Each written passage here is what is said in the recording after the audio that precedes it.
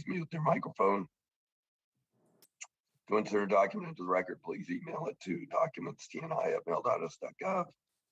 I'm going to abbreviate my opening statement. I will put the full statement in the record, given the fact that you probably can't hardly understand me and I'm having trouble. This is the second hearing. Last hearing was industry stakeholders, and we heard distressing and serious gaps, lack of shortages of cyber personnel, lack of even the most basic hygiene practices, and a consensus among our witnesses that the federal government needed to help the private sector, which owns and operates 85% of the nation's critical infrastructure, to defend itself from and respond to attacks.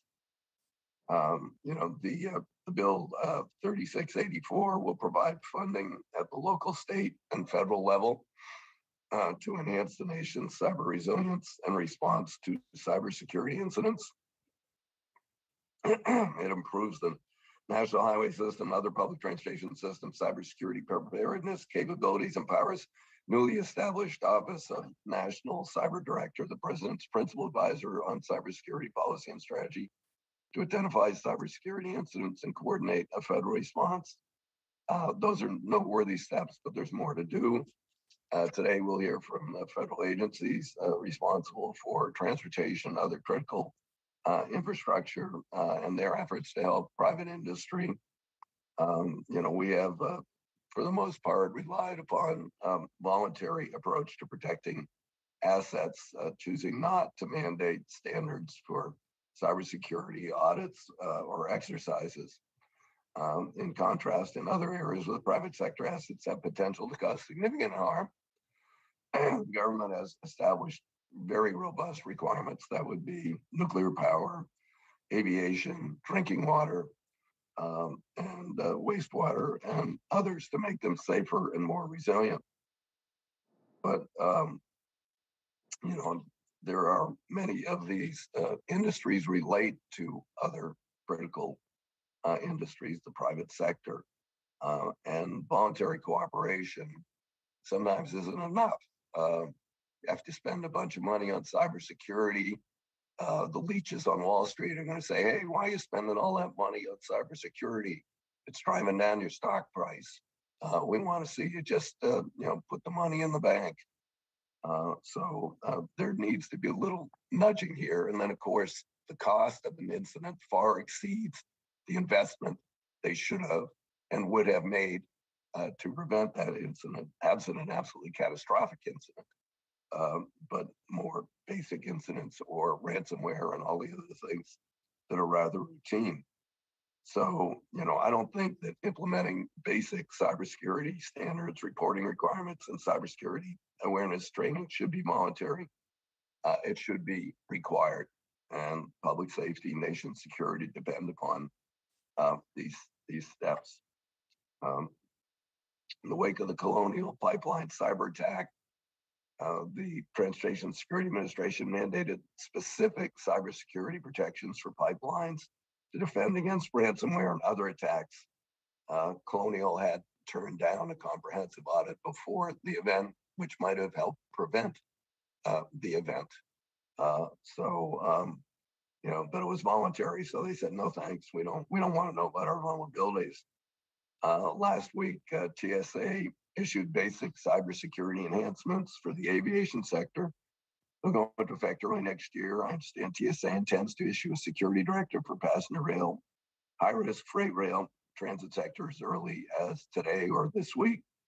So this is an appropriate time for this hearing. Both the GAO, and the Department of Transportation's Office of Inspector General, who we'll hear from today, have made thousands of recommendations related to cybersecurity weaknesses at federal agencies. Many of these recommendations remain unaddressed.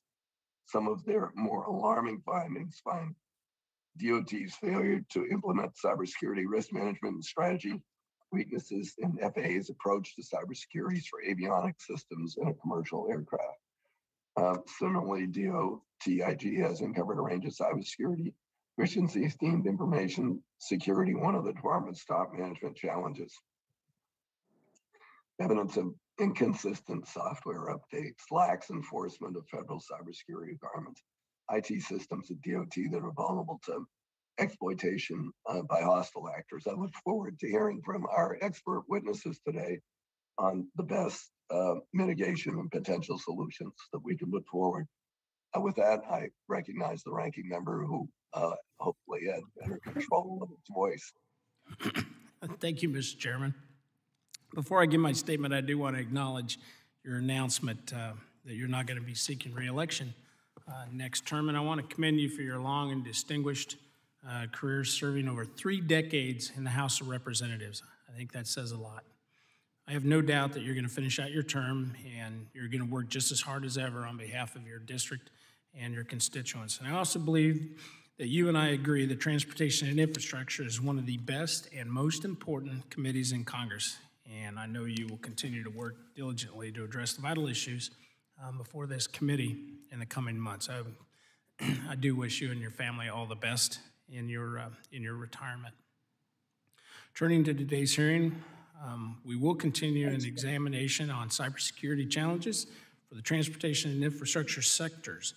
During our first hearing on this topic in November, we heard from the prospective owners and operators of these critical assets about the steps that they have taken to improve their cybersecurity posture, the threats and risks that they still face, and the effectiveness of federal government cyber activities. Now we will hear testimony from some of those federal agencies themselves and learn how they are providing support to transportation infrastructure operators in boosting their cybersecurity preparedness and response capabilities. Stakeholders have expressed concerns about aspects of those federal programs. For instance, the recent security directives from the TSA, and I hope we can get some answers on how to improve their implementation. We also will hear today from how federal agencies are protecting their own systems, their own data, and infrastructure from ever-changing cyber threats. I look forward to hearing from our witnesses, the panel, about the cyber challenges that they've identified and examined for the federal agencies under the committee's jurisdiction, as well as receive updates from those agencies on how they are rising to meet these challenges. And I appreciate our witnesses joining us today and discussing how operators and federal agencies can work collaboratively to improve the cybersecurity of our nation's critical infrastructure systems and transportation systems and transportation infrastructure. So with that, I would yield back and look forward to it. Video there, video, make a video stay. If video does not want to stay on, damn it. It just keeps blinking off. There, no. Okay, all right, good, thanks. Thanks for the kind words, Sam. And you know, I know that the committee will continue its great work, you know, between your leadership and others on the committee. With that, I'd like to move to recognizing the witnesses here today. The first is Mr. Cordell Schachter, Chief Information Officer, CIO, DOT. Mr. Larry Grossman, Chief Information Security Officer, Federal Aviation Administration. Ms. Victoria Newhouse, Deputy Assistant Administrator for Policy Plans and Engagement, Transportation Security Administration. Rear Admiral John W. Mauger, Assistant Commandant for Prevention Policy, Coast Guard, United States Coast Guard. Mr. Kevin Dorsey, Assistant Inspector General for Information Technology Audits, Office of Inspector General, Department of Transportation. And Mr. Nick Marinos, Director, Information Technology, Cybersecurity at the GAO. With that, I would first recognize Mr. Schachter for 5 minutes. Mr. Schachter.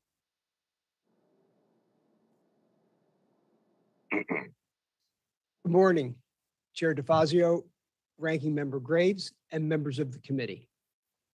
Thank you for the opportunity to testify before you today and for your support of the Department of Transportation. I'm Cordell Schachter, Chief Information Officer. I'm honored to be here with FAA Chief Information Security Officer, Larry Grossman, US DOT Office of Inspector General, Assistant Inspector General for IT Audits, Kevin Dorsey, and officials from the US Coast Guard, the Transportation Security Administration, and the Government Accountability Office. I was appointed US DOT's Chief Information Officer on August 30th of this year. My testimony today is based on my observations and review of DOT records during my 3 months in this position.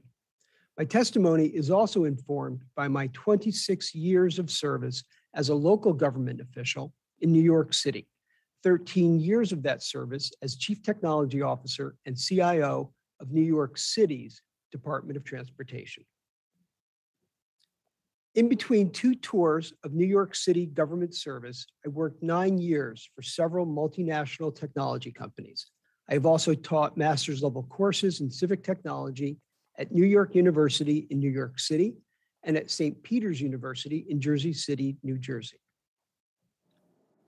I believe US DOT's cybersecurity program has improved the department's information security posture, and we're on a path for continual improvement according to government best practices.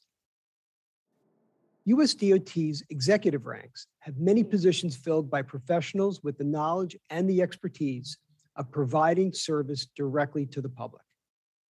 This begins with Secretary Pete Buttigieg, Deputy Secretary Polly Trottenberg, and the leaders of many of our operating administrations or modes. They have also held key elected and appointed leadership positions in cities and states, solving problems, protecting citizens, and improving the quality of life of their constituents. We now have before us one of the greatest opportunities to improve the quality of life for all Americans.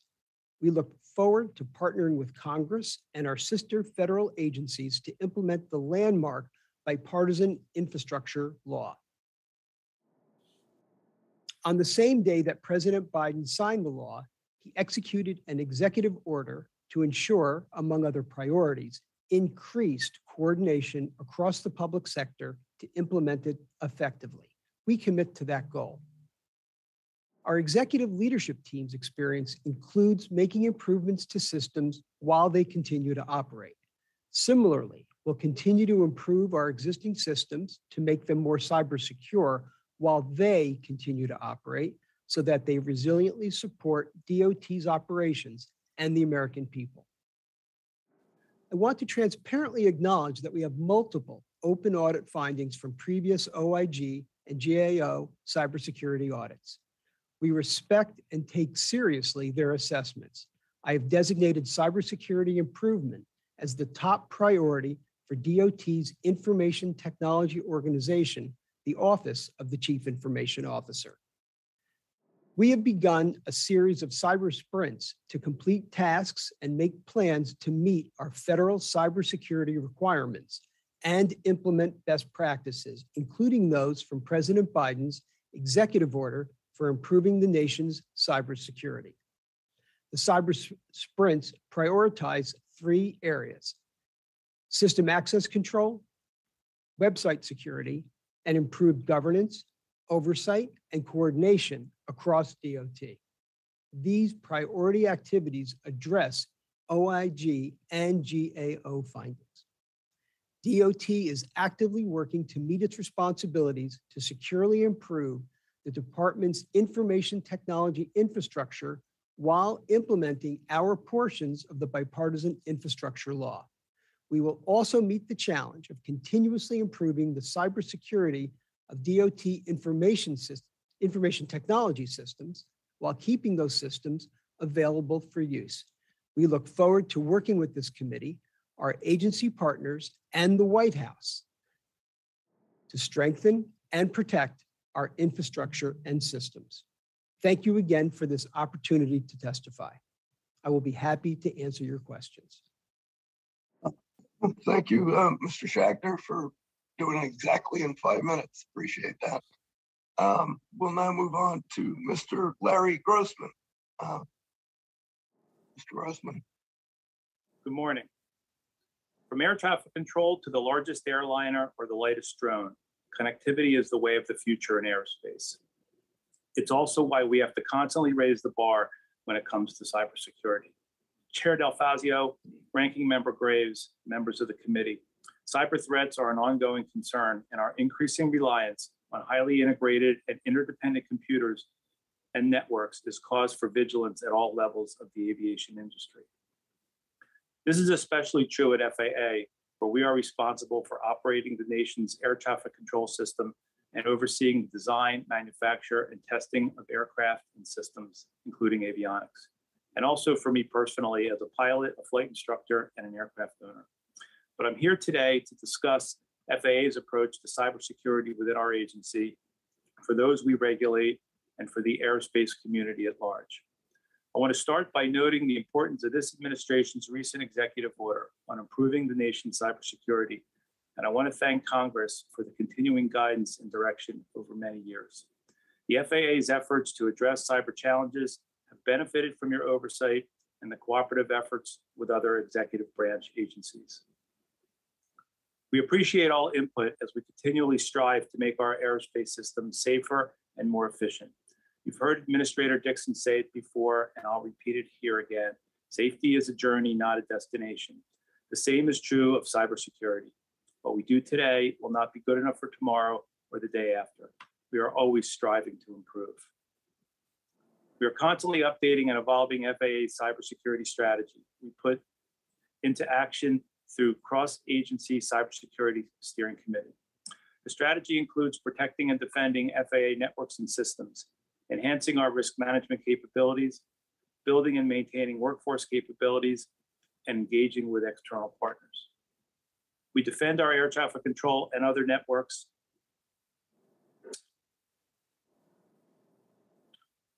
by using separate and distinct security perimeters and controls that are the responsibility of the FAA Chief Information Security Officer and FAA Chief Information Officer. To assess cyber threats and vulnerabilities to our networks, we've developed a cyber test facility at our William J. Hughes Technical Center, where we also conduct testing and evaluation. We ensure cyber resilience in connected aircraft through risk assessments during initial certification process or anytime there is a change to a previous design certification. When existing regulations will not provide adequate protection, we issue special conditions. Throughout an aircraft's life, operators must track cybersecurity issues in much the same way they do for all other issues, using data-driven methodologies. That allows operators in the FAA to make informed risk management decisions. Smart decisions require talented and dedicated cyber workforce, and we continue to invest in our people.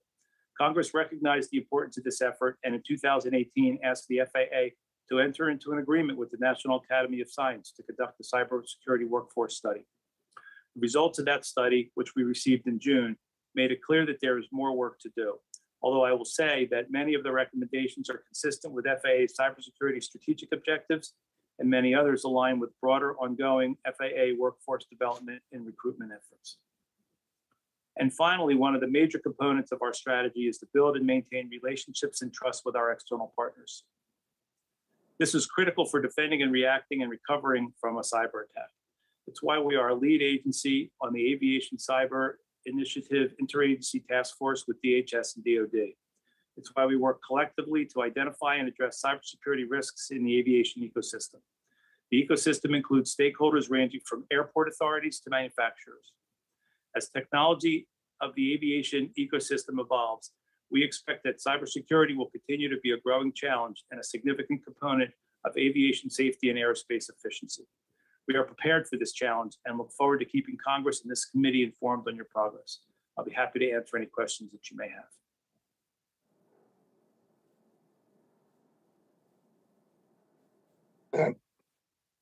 Thank you. Thank you, Mr. Grossman. Now, Ms. Victoria Newhouse, you're recognized for 5 minutes. Good morning, Chairman DeFazio, Ranking Member Graves, and distinguished members of this committee. My name is Victoria Newhouse, and I serve as the Deputy Assistant Administrator for Policy, Plans, and Engagement at the Transportation Security Administration. I greatly appreciate the opportunity to appear before you today to discuss TSA's important role in cybersecurity for our nation's infrastructure. As you know, TSA was established by the Aviation and Transportation Security Act, which was signed into law on November 19, 2001. Under that law, TSA assumed the mission to oversee transportation security in all modes of transportation, be that aviation or the nation's surface transportation system, mass transit and passenger rail, freight rail, highway, motor carriers, pipeline, as well as supporting maritime security with our United States Coast Guard partners. As we recently observed TSA's 20th anniversary, we rededicated ourselves to our critical mission to protect our nation's transportation systems. My personal commitment to TSA's important mission to ferociously protect our homeland is fueled by my own personal experience on September 11, 2001, surviving the attack on the Pentagon on that fateful day when we all lost over 2,977 friends, family members, and colleagues. This is not a mission we can accomplish alone. Our success is highly dependent on close collaboration and strong relationships with our transportation industry stakeholders and our federal agency partners, including several who are on this esteemed panel today. Cybersecurity incidents affecting transportation are a growing, evolving, and persistent threat. Across U.S. critical infrastructure, cyber threat actors have demonstrated their willingness and ability to conduct malicious cyber activities, targeting critical infrastructure by exploiting the vulnerability of operational technology and information technology systems. Malicious cyber actors continue to target U.S. critical infrastructure through transportation systems. For instance, as mentioned earlier, the ransomware incident against the Colonial Pipeline last May underscores this threat. TSA is highly dedicated to protecting our transportation networks against these evolving threats, and we continue to work collaboratively with public and private stakeholders to drive the implementation of intelligence-driven, risk-based policies and programs, and continue our robust information sharing efforts. As reflected in the cybersecurity infrastructure testimony provided by our industry colleagues on November 4th of this year, we have a vital national interest in understanding, mitigating, and protecting its people and infrastructure from cybersecurity threats. Constantly evolving potential for malicious cyber activity against the transportation infrastructure points to the need for continued vigilance, information sharing, and development of dynamic policies and capabilities to strengthen our cybersecurity posture. TSA has sought to mitigate the degradation, destruction, or malfunction of systems that control this infrastructure by implementing immediate security requirements through security policies. After the Colonial Pipeline ransomware incident in May, there was a clear understanding that we need to take more actions to prevent another pipeline incident in the future.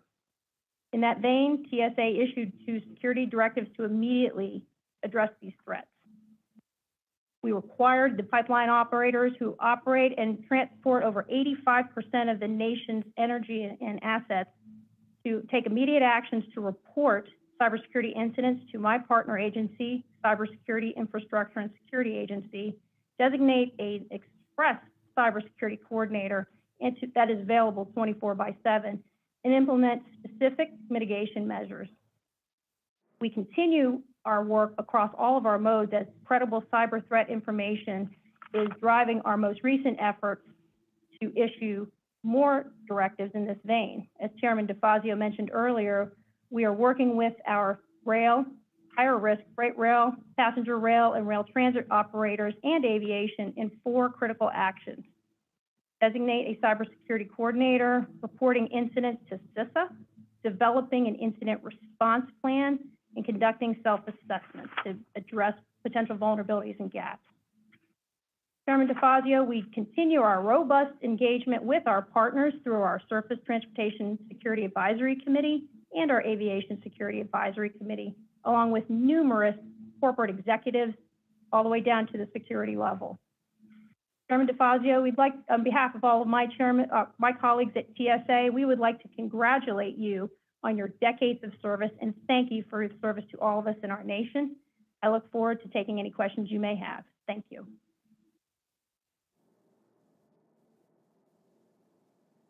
Yeah.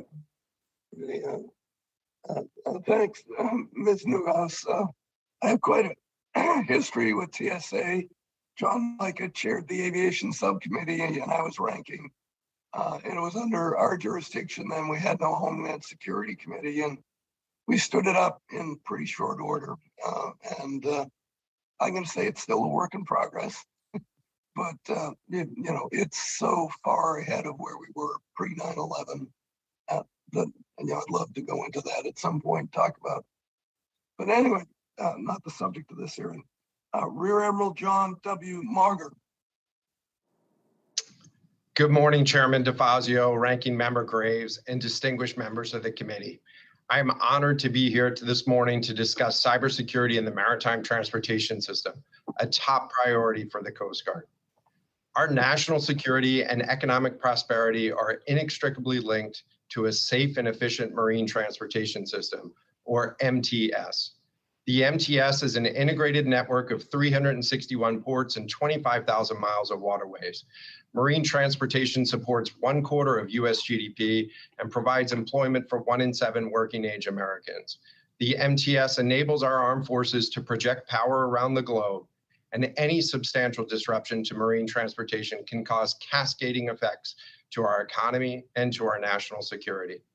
Cyber attacks are a significant threat to the maritime critical infrastructure. And while we must continue to work to prevent attacks, we must also be clear-eyed that attacks will occur, and we must ensure that the MTS is resilient. Protecting maritime critical infrastructure and ensuring resiliency is a shared responsibility. Thank you for holding both sessions to allow industry and government to describe their efforts. The Coast Guard is the nation's lead federal agency for protecting the MTS. In August, the Commandant released a cyber strategic outlook to guide our work ahead. At the core of the Coast Guard strategy is the recognition that cybersecurity is an operational imperative, both for our service and for the maritime industry. With support from Congress, we established Coast Guard Cyber Command and built an operational force to execute missions and protect Coast Guard and DoD networks. Coast Guard cyber forces are manned, trained, and equipped in accordance with joint DoD standards, but have a broad range of authorities to address complex issues spanning national defense and homeland security, including protecting the MTS. The Coast Guard's approach to protecting the MTS leverages our proven prevention and response framework. To prevent incidents, we leverage our authorities in the nation's ports to set standards and conduct compliance. We refer to this as cyber risk management and require accountability, assessments, mitigations, exercises, and incident reporting. To prepare for and respond to cyber incidents, Coast Guard sectors are leading field-level exercises with area maritime security committees and have established unified commands with FBI and CISA to lead the federal response to cyber attacks in the ports. Cyber attacks will increasingly have physical impacts beyond computer networks. By incorporating cybersecurity into our prevention and response framework, we provide a comprehensive all-hazards approach to this threat. But we cannot do this alone. As the co-sector risk management for transportation, we look to both CISA and TSA as key partners. The MTS is dependent on other critical infrastructure. CISA coordinates across sectors, shares threat and vulnerability information, and provides cyber technical assistance. These efforts build coherence within the interagency, foster collaboration with the private sector, and enhance our ability to protect the MTS. Our relationships with CISA and TSA are strong and will continue to mature. Cybersecurity is a shared responsibility with the private sector as well. Collaboration with the industry is paramount and focused on information sharing and good governance. At the national level, we stood up a Maritime Cyber Readiness Branch within Coast Guard Cyber Command as a focal point for maritime threat monitoring, information sharing, and response coordination. At the local level, we continue to strengthen communications through engagement at our area maritime security committees. Risk-based regulations, which leverage international and industry-recognized standards, are the foundation for good governance. With congressional support, we established the National Maritime Security Advisory Committee to facilitate consultation with industry on standards development. We worked with the International Maritime Organization, or IMO, to address the risks posed by foreign vessels. We are committed to a transparent approach as we balance the urgency of cyber threats with informed rulemaking. The cyber threat is dynamic. As we continually evolve to address emergent needs, we will need Congress's continued support. We are grateful for the fiscal year 21 appropriations. The investments in Coast Guard Cyber Command provide additional capability for our service and serve a key role in protecting the MTS. The establishment of 22 MTS cyber advisors in the field are key nodes for coordination and collaboration at our field units. We look forward to the continued dialogue with Congress on this important issue, and I appreciate the opportunity to testify and look forward to your questions. Thank you, Admiral. Mr. Kevin Dorsey. Good morning, Chairman DeFazio, Ranking Member Graves, and distinguished members of the committee. Thank you for inviting me to testify on securing our nation's infrastructure in an evolving cybersecurity landscape. The Department of Transportation relies on over 400 IT systems to ensure the safety and efficiency of our nation's transportation system. As you know, malicious cyber attacks and other compromises to these systems and DOT networks may put public safety, sensitive information, or taxpayer dollars at risk. Our office has long identified cybersecurity as one of the department's top management challenges. Today, I will focus on 3 key areas. 1, developing a comprehensive DOT-wide cybersecurity strategy to address recurring weaknesses. 2, protecting IT infrastructure and sensitive information within DOT's operating administrations. And 3, coordinating with other agencies and industry partners. First, on the whole, DOT has established formal policies and procedures for a cybersecurity program that align with federal guidelines. However, it still faces challenges implementing this program in a consistent or comprehensive manner. As a result, DOT faces the risk that its mission-critical systems could be compromised. Our office has reported on long-standing deficiencies due to DOT's inconsistent enforcement of an enterprise-wide information security program, ineffective communication with its operating administrations, and inadequate efforts to remediate recurring weaknesses. Many of these weaknesses can be attributed to DOT's lack of progress in addressing 66 of our prior audit recommendations, including those to resolve more than 10,000 identified vulnerabilities. Leadership challenges also limit DOT's oversight. For example, the individual serving as the acting Chief Information Security Officer over the last year was not tasked with information security as an official primary duty.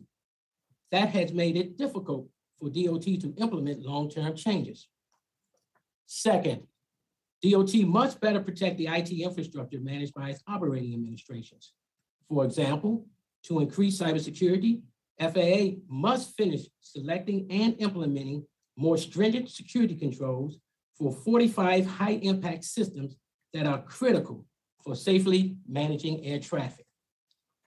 In addition, unresolved security control deficiencies with FTA's financial management systems could impede its ability to disperse billions of grant dollars. Furthermore, doing vulnerability assessments and penetration testing of the IT infrastructure at multiple operating administrations, we were able to gain unauthorized access to millions of sensitive records, including personal identifiable information. Finally, DOT is one of the lead agencies designated to protect the nation's transportation infrastructure. As such, it must effectively partner with other federal agencies and the private sector on efforts such as securing cloud-based services and meeting the president's recently issued executive order on improving cybersecurity. To that end, FAA is working with DHS and DOD on the Aviation Cyber Initiative. Still, as the U.S. upgrades its transportation infrastructure, DOT must continue to strengthen and secure its IT systems and networks while working to improve its efforts to respond to increasingly sophisticated malicious cyber campaigns.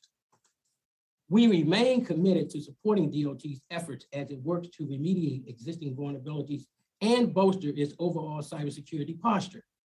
We will continue to update you on our work on these and related matters. This concludes my prepared statement. I would be happy to address any questions from you or members of the committee at this time. Thank you. Thank you, Mr. Dorsey.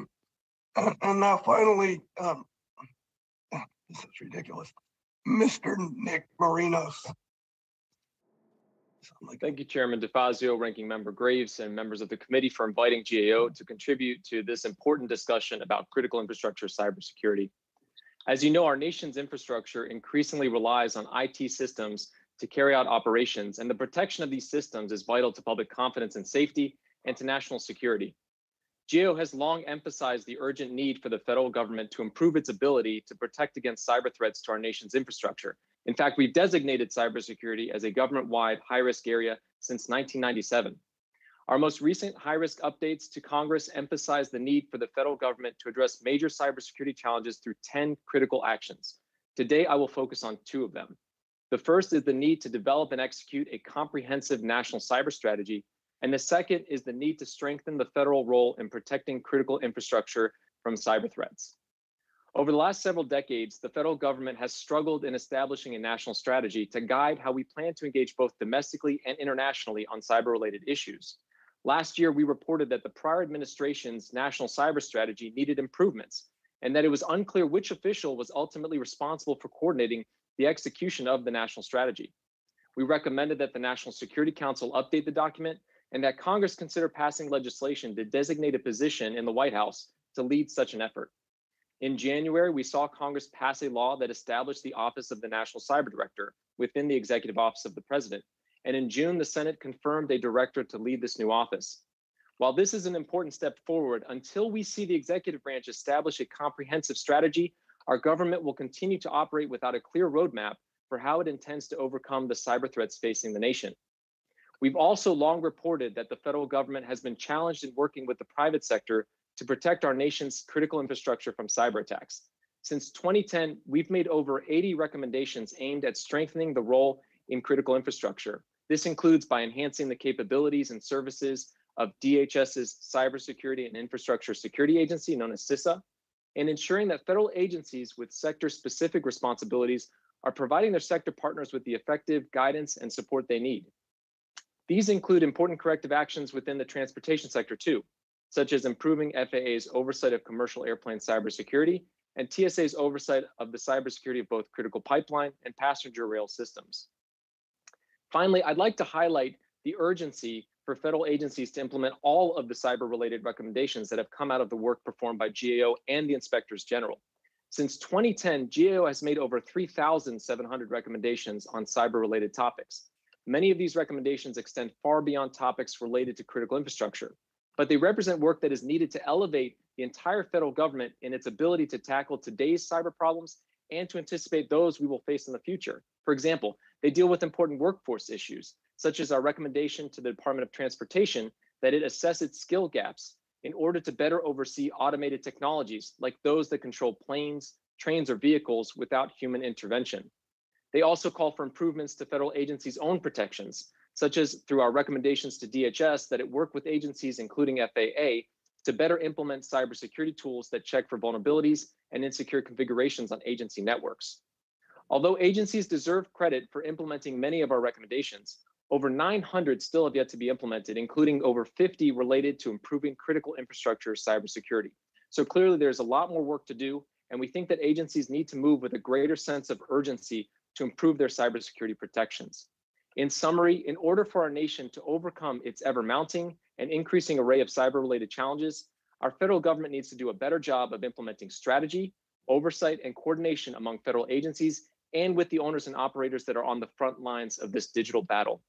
This concludes my remarks, and I look forward to answering any questions you may have. Thank you. Thank you for your testimony. I will try and squeak out a couple of questions here. Mr.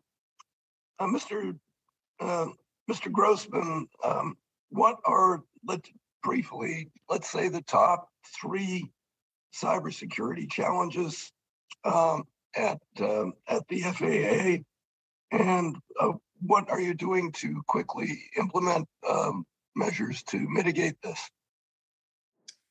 Thank you for your question, Chairman DeFazio. The FAA operates, large, complex infrastructure of interconnected networks and services. We have many service providers. Connectivity includes satellite-based communications, automated communication between aircraft, et cetera. The process system has become very, very complex. Most of our challenges really are around the purpose-built, legacy NAS systems that are in operation today. These systems are operated 24/7, 365. They require extensive testing and operate custom-built software. Really, they don't allow remote patching capabilities. So, keeping up with the cyber hygiene component is a fairly large challenge from an FAA air traffic control perspective. We protect that system though through compensating controls, meaning that that network, while it's very difficult to patch and update, it is very difficult to get to attach to as well. It doesn't have internet access. There are a very mature access control list. In other words, system A can only speak to system B, over very specific ports with very specific protocols, and everything else is not addressed. Additionally, we quickly many... one more. Okay. Sure. Mr. Dorsey, you were pretty critical, I thought. Do you agree with Mr. Grossman's assessment on the top challenges, and why do you think they aren't yet rectified? Thank you for your question, Chairman DeFazio. I think the 3 key top challenges for the department are to solidify leadership at the Chief Information Security Officer level to provide the needed leadership oversight and accountability necessary for agency-wide improvements to address ongoing information security weaknesses. 2, I think the department needs to develop a comprehensive DOT-wide cybersecurity strategy to address recurring weaknesses. And 3, it needs to better protect and secure its IT infrastructure and sensitive information from potential compromises. Those are the 3 key areas I believe the department needs to focus on to address the weaknesses that we have identified over the last 10 years. So, Mr. Grossman, are those things in progress? Well, I am the Chief Information Security Officer for the FAA, so there is leadership within FAA. We are working with the OIG to close, these audit recommendations. We believe that we have protections in place. While many of the compliance type audits have, a lot of findings, the actual vulnerabilities are, in our opinion, most of them are mitigated through compensating controls. Okay. All right. I've exhausted my time. Sir, when I was speaking of when I was speaking of the Chief Information Security Officer, I was speaking about at the department level. They're responsible for providing oversight of all of the OAs, including FAA. Thank you.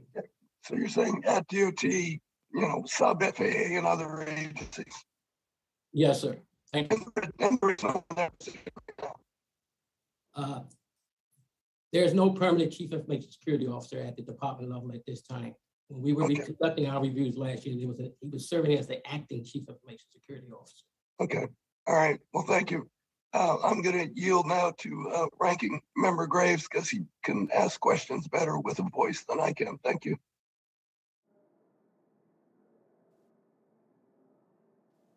All right. Thank you, Mr. Chairman.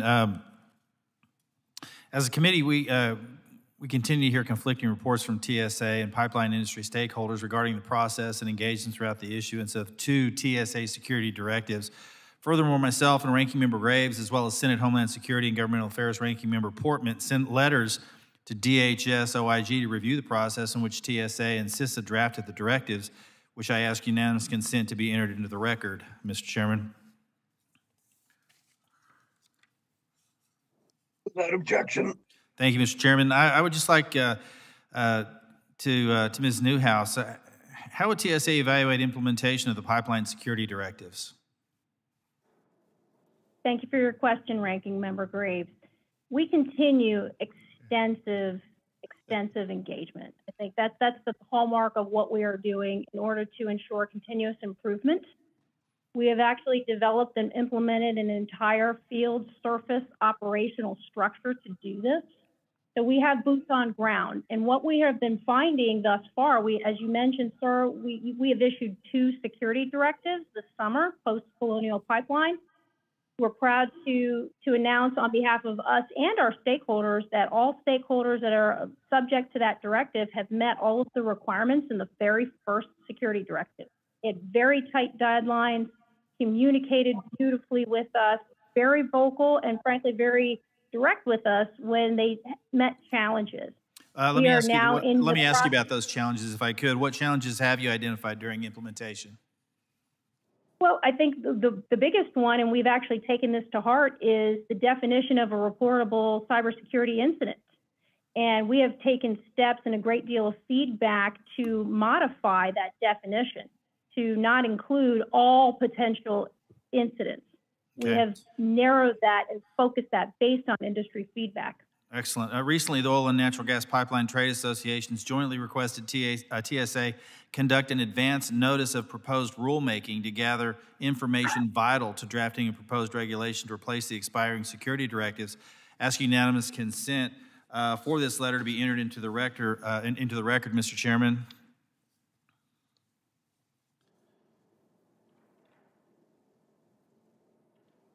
Without objection. Thank you, sir. I hate to keep bothering you with that. I know your throat's killing you. As they stated, TSA can leverage the ANPR informal process to promote a greater understanding of what are reasonable, applicable, auditable, and sustainable regulations. Will TSA issue an ANPRM to gather this important information? Thank you for your question, Ranking Member. We are considering all of our options, including the most transparent options. An ANPRM, or Advanced Notice of Proposed Rulemaking, is one tool that we have exercised in the past successfully.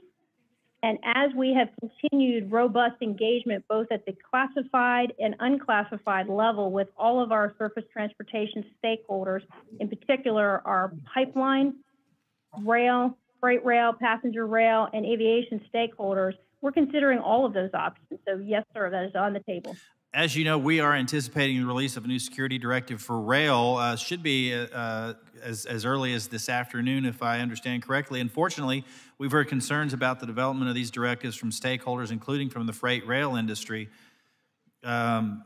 At our previous hearing on cybersecurity and in a November 4th letter from American Public Transportation Association, which I also ask unanimous consent to be entered into the record. I apologize for that inconvenience one more time, Mr. Chairman. Without objection.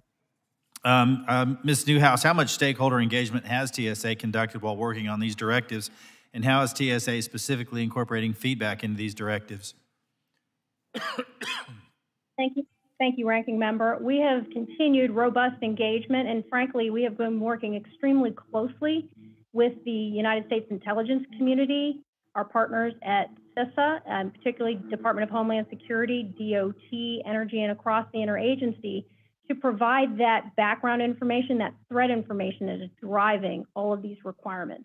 As recently as this week, I, along with several of my top leadership here at TSA, have met with freight rail and passenger rail executives with a classified briefing in our facilities to show them what we're seeing, elicit inputs, and ask them for more inputs for either future requirements or other guidelines that we could issue together, vice us just telling them this is what they need to do. So we've been having some successful engagements. As a matter of fact, today, a number of pipeline individuals, CISOs, and other security personnel are receiving briefings as we speak.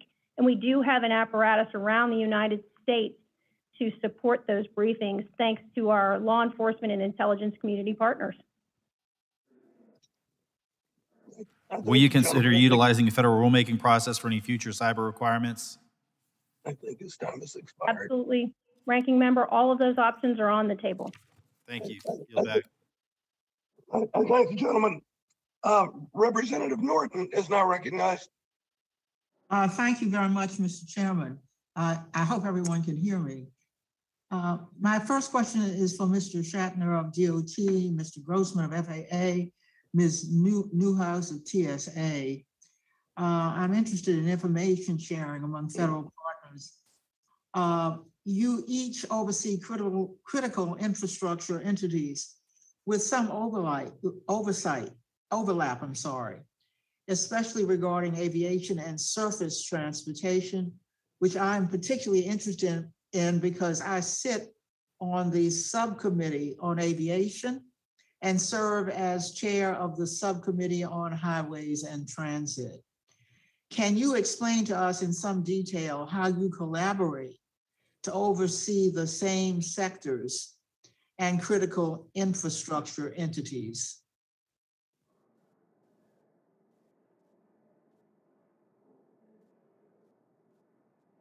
Ms. Shatner, Mr. Shatter, Mr. Grossman, Ms. Newhouse. Am I on mute? Thank you very much for that question, Congresswoman. Information sharing is vital to securing the nation's critical infrastructure and the infrastructure that DOT is responsible for. We collaborate extensively within DOT. We collaborate with the FAA and also with our federal partners, in particular TSA, CISA, and even with OMB, which houses the Federal Chief Information Security Officer. Chris DeRusha, the Federal Chief Information Security Officer, was one of the first federal officials that I met virtually, of course, after joining the DOT in late August. I have had subsequent sessions with Jen Easterly, as well as Chris Inglis, the CISA Director and National Cyber Director. And we intend to keep up an open channel of communication, as well as following up on various directives and formal information sharing that DHS has required. Thank you. Mr. Marinas, Mr. Dorsey, can you highlight cybersecurity issues that give you the most concern, and also explain why you believe the government has repeatedly failed to fully address them? Yes, Congresswoman, I could jump in first, and perhaps Kevin can go after. I think that the bottom line is that we are constantly operating behind the 8 ball. The reality is that it just takes one successful cyber attack to take down an organization, and each federal agency, as well as owners and operators in critical infrastructure, have to protect themselves against countless numbers of attacks. And so in order to do that, we need our federal government to be operating in the most strategic way possible. So as I mentioned in my oral statement, the importance of having a national strategy isn't just to have something on paper, but to actually execute that strategy. And that also carries forward to those agencies like the Department of Transportation, TSA, and others who have sector-specific responsibilities to do the same. We have seen consistently in our work that agencies have had challenges in maintaining very up-to-date sector plans that actually would talk about the cyber threats that agencies are facing and the infrastructure is facing today. So we think it's very important for sector-specific agencies to work with their industry partners to make sure that they're operating off the same song sheet, if you will. Thank you very much. Thank you, Mr. Chairman. I yield back. Thank the gentlelady for yielding back.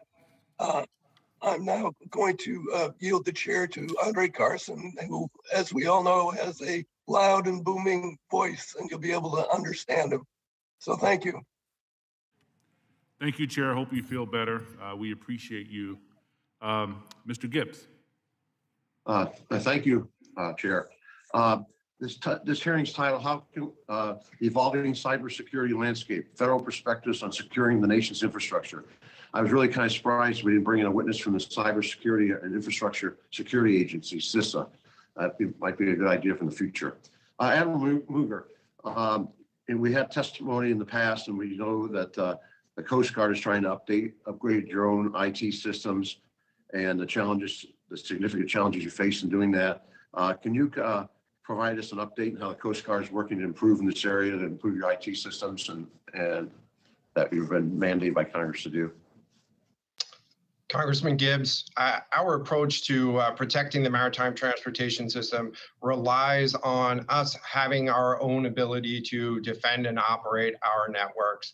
And so as part of the Commandant's strategy for our work ahead, he has put defend and operate the networks, protect maritime critical infrastructure, and enable Coast Guard operations as those three pillars for how we move forward to accomplish all of our missions.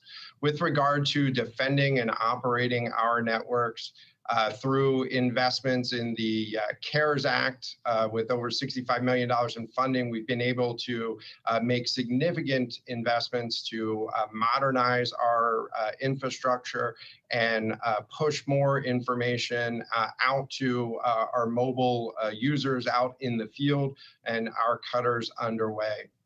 But all of this is premised, our security is premised on it being an operational imperative.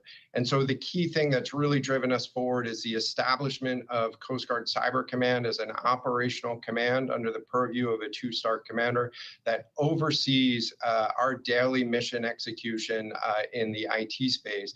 And then the coordination with our CIO, who is driving those investment and modernization projects forward. Okay. Thank you. Also, Admiral, can you expand a little bit on the activities and resources you're making available to ports to work with our port facilities at the port level on their IT infrastructure, cybersecurity? Okay, I'll connect with them afterwards. Congressman, at the port level, we're really focused on working across the prevention and response framework to ensure that we have the ability to defend and then also respond resiliently from attacks. This is a shared responsibility between the private sector and the federal agencies involved.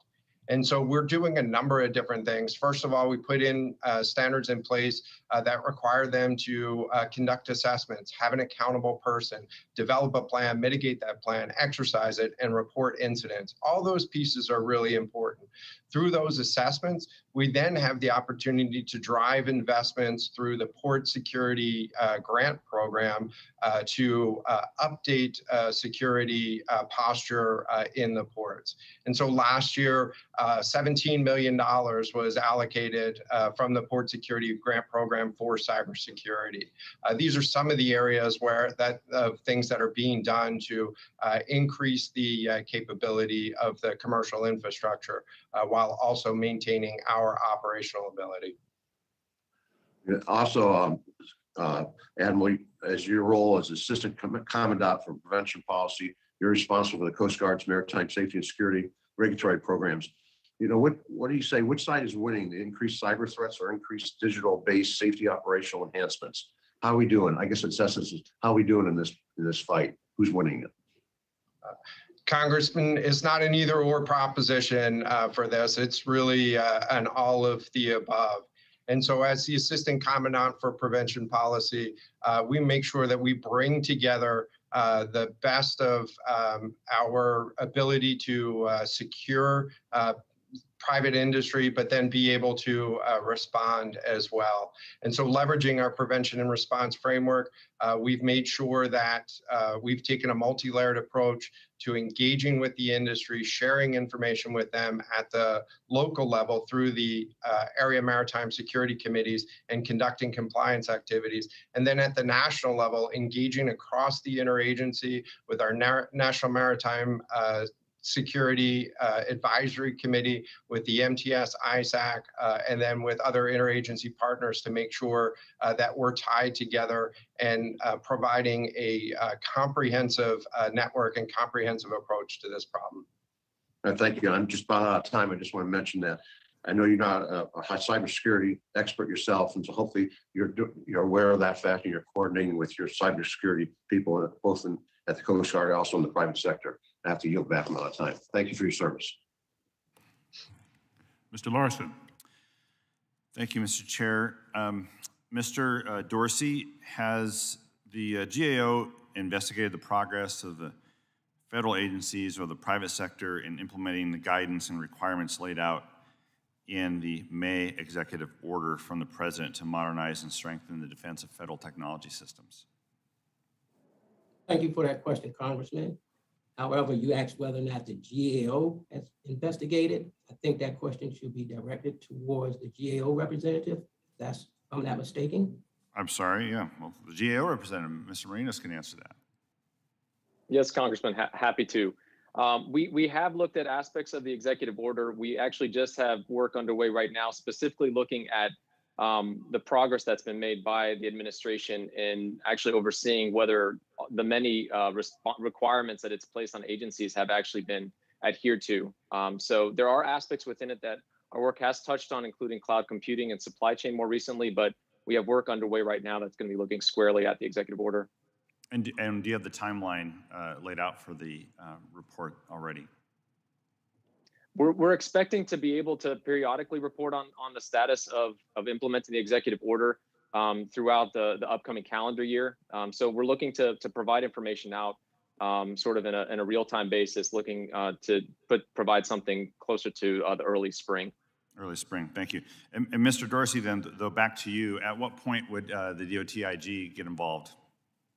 Well, actually, thank you for your question, Congressman. Actually, we have actually already initiated a review of the DOT's efforts to implement cloud-based services with respect to the requests or issues that were identified in the presidential executive order for directing federal agencies to ensure that they secure their cloud-based services as they migrate forward.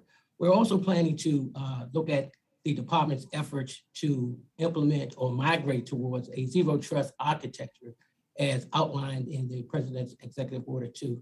I've also been in contact with the department's chief information officer, and he has informed me that the department is working towards addressing the current initiatives. And I plan to work with him over the next year or two to ensure that the department is doing what they say they're planning to do, as well as report back to this administration as necessary. Thank you. Yeah, thank you. Mr. Grossman, the U.S. aviation sector is very complex. I'm sure that you are considering that complexity as you consider how to make the system less vulnerable to cyber attacks. But the testimony from GAO in the first part of the hearing a few weeks ago stated that less than half of the respondents to a global study investigating cybersecurity trends within the air transport industry identified cybersecurity as a top organizational risk. Have you all considered how Congress can incentivize the private sector to address cybersecurity issues?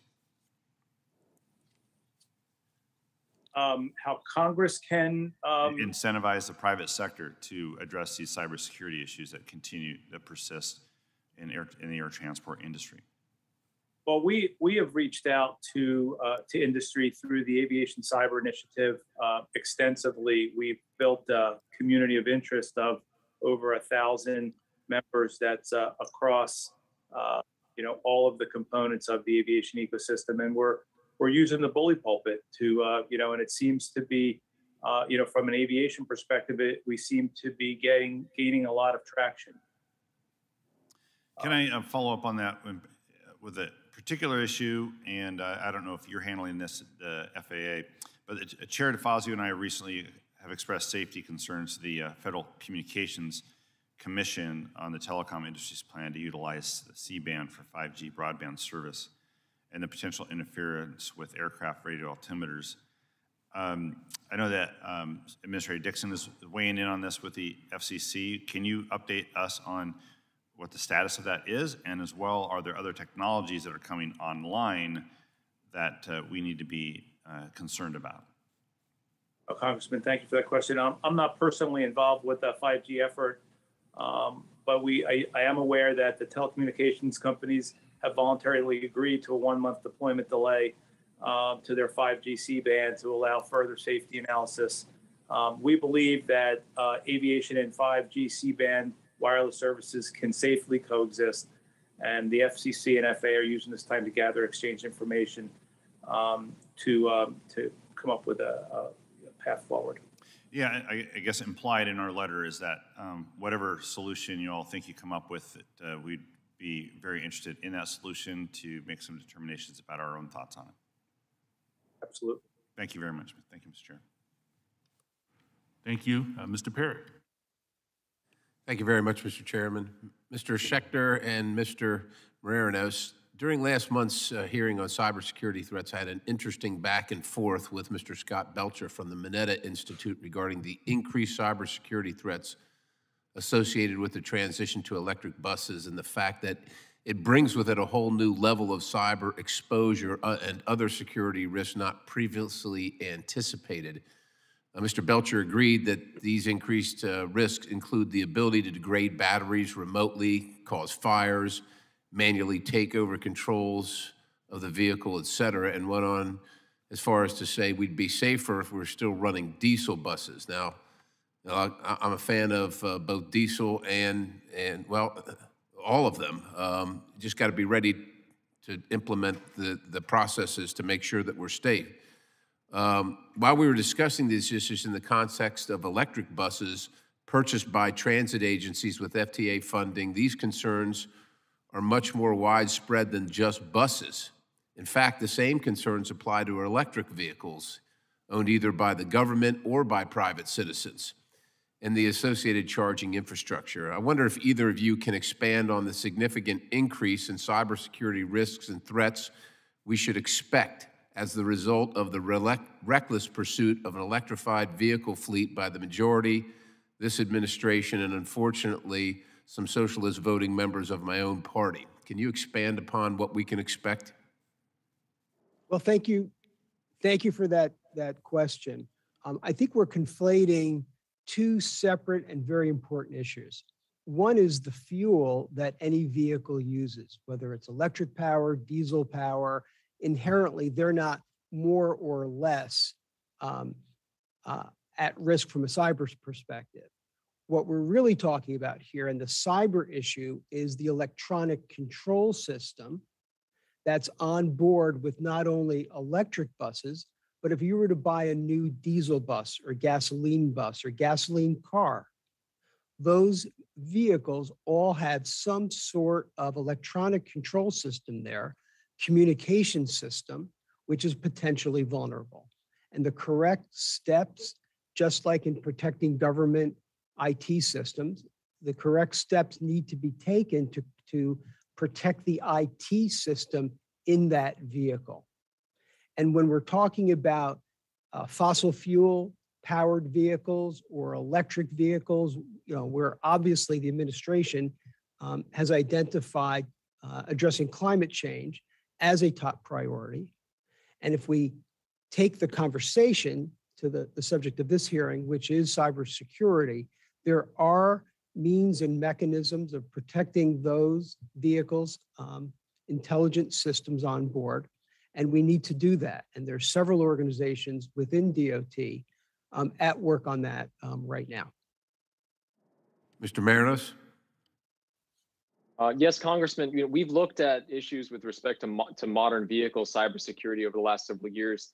And indeed, whether the fuel is gas or electric, the reality is that we're seeing an increase in the number of interfaces, the number of chips that are being placed, and the systems that those chips are powering. In fact, that's what we're seeing right now as one of the challenges in terms of supply chain, is having those chips to be able to manufacture new cars regardless of the fuel. The reality is that if those interfaces are not properly secured, they can be exploited through direct physical access and even remotely as well. I think the reality, and maybe the very important element to this, is the need for our workforce to be able to be in the best position to oversee these types of automated technologies. And as we reported back earlier this year, we think that the Department of Transportation needs to take a close look at its workforce to make sure that as vehicles become more and more autonomous, that they have the appropriate folks in place to oversee that type of technology. Given DOT's lackluster cybersecurity posture at this moment, do you think they're prepared to deal with a massive increase in risk? And I would characterize, well, I know that all of them have electronic interfaces, chips, and so on and so forth. Not all of them have the ability to set the battery on fire if they're not battery powered, if the battery's just in there to start the vehicle. But would you say that they are prepared to deal with the increase in risk? I think that the department, and I don't want to speak on its behalf, but in response to our recent work, I think would also recognize that it has more to do in terms of being able to fill the skill gaps that they're going to need to fill to be in the best position to oversee this emerging technology. Mr. Schachter? I would say DOT's security posture is on par or even better than other organizations that I've observed. All of us, the government as a whole, as well as individual agencies, will have a continual challenge to meet cybersecurity requirements.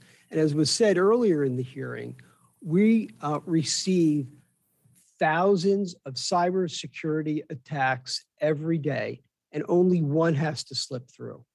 So normal batting averages here don't apply. We have to be perfect to protect our systems, our agencies, the government, and the American people. It's an immense challenge with limited resources. We all know that. So that I think DOT's posture is forward.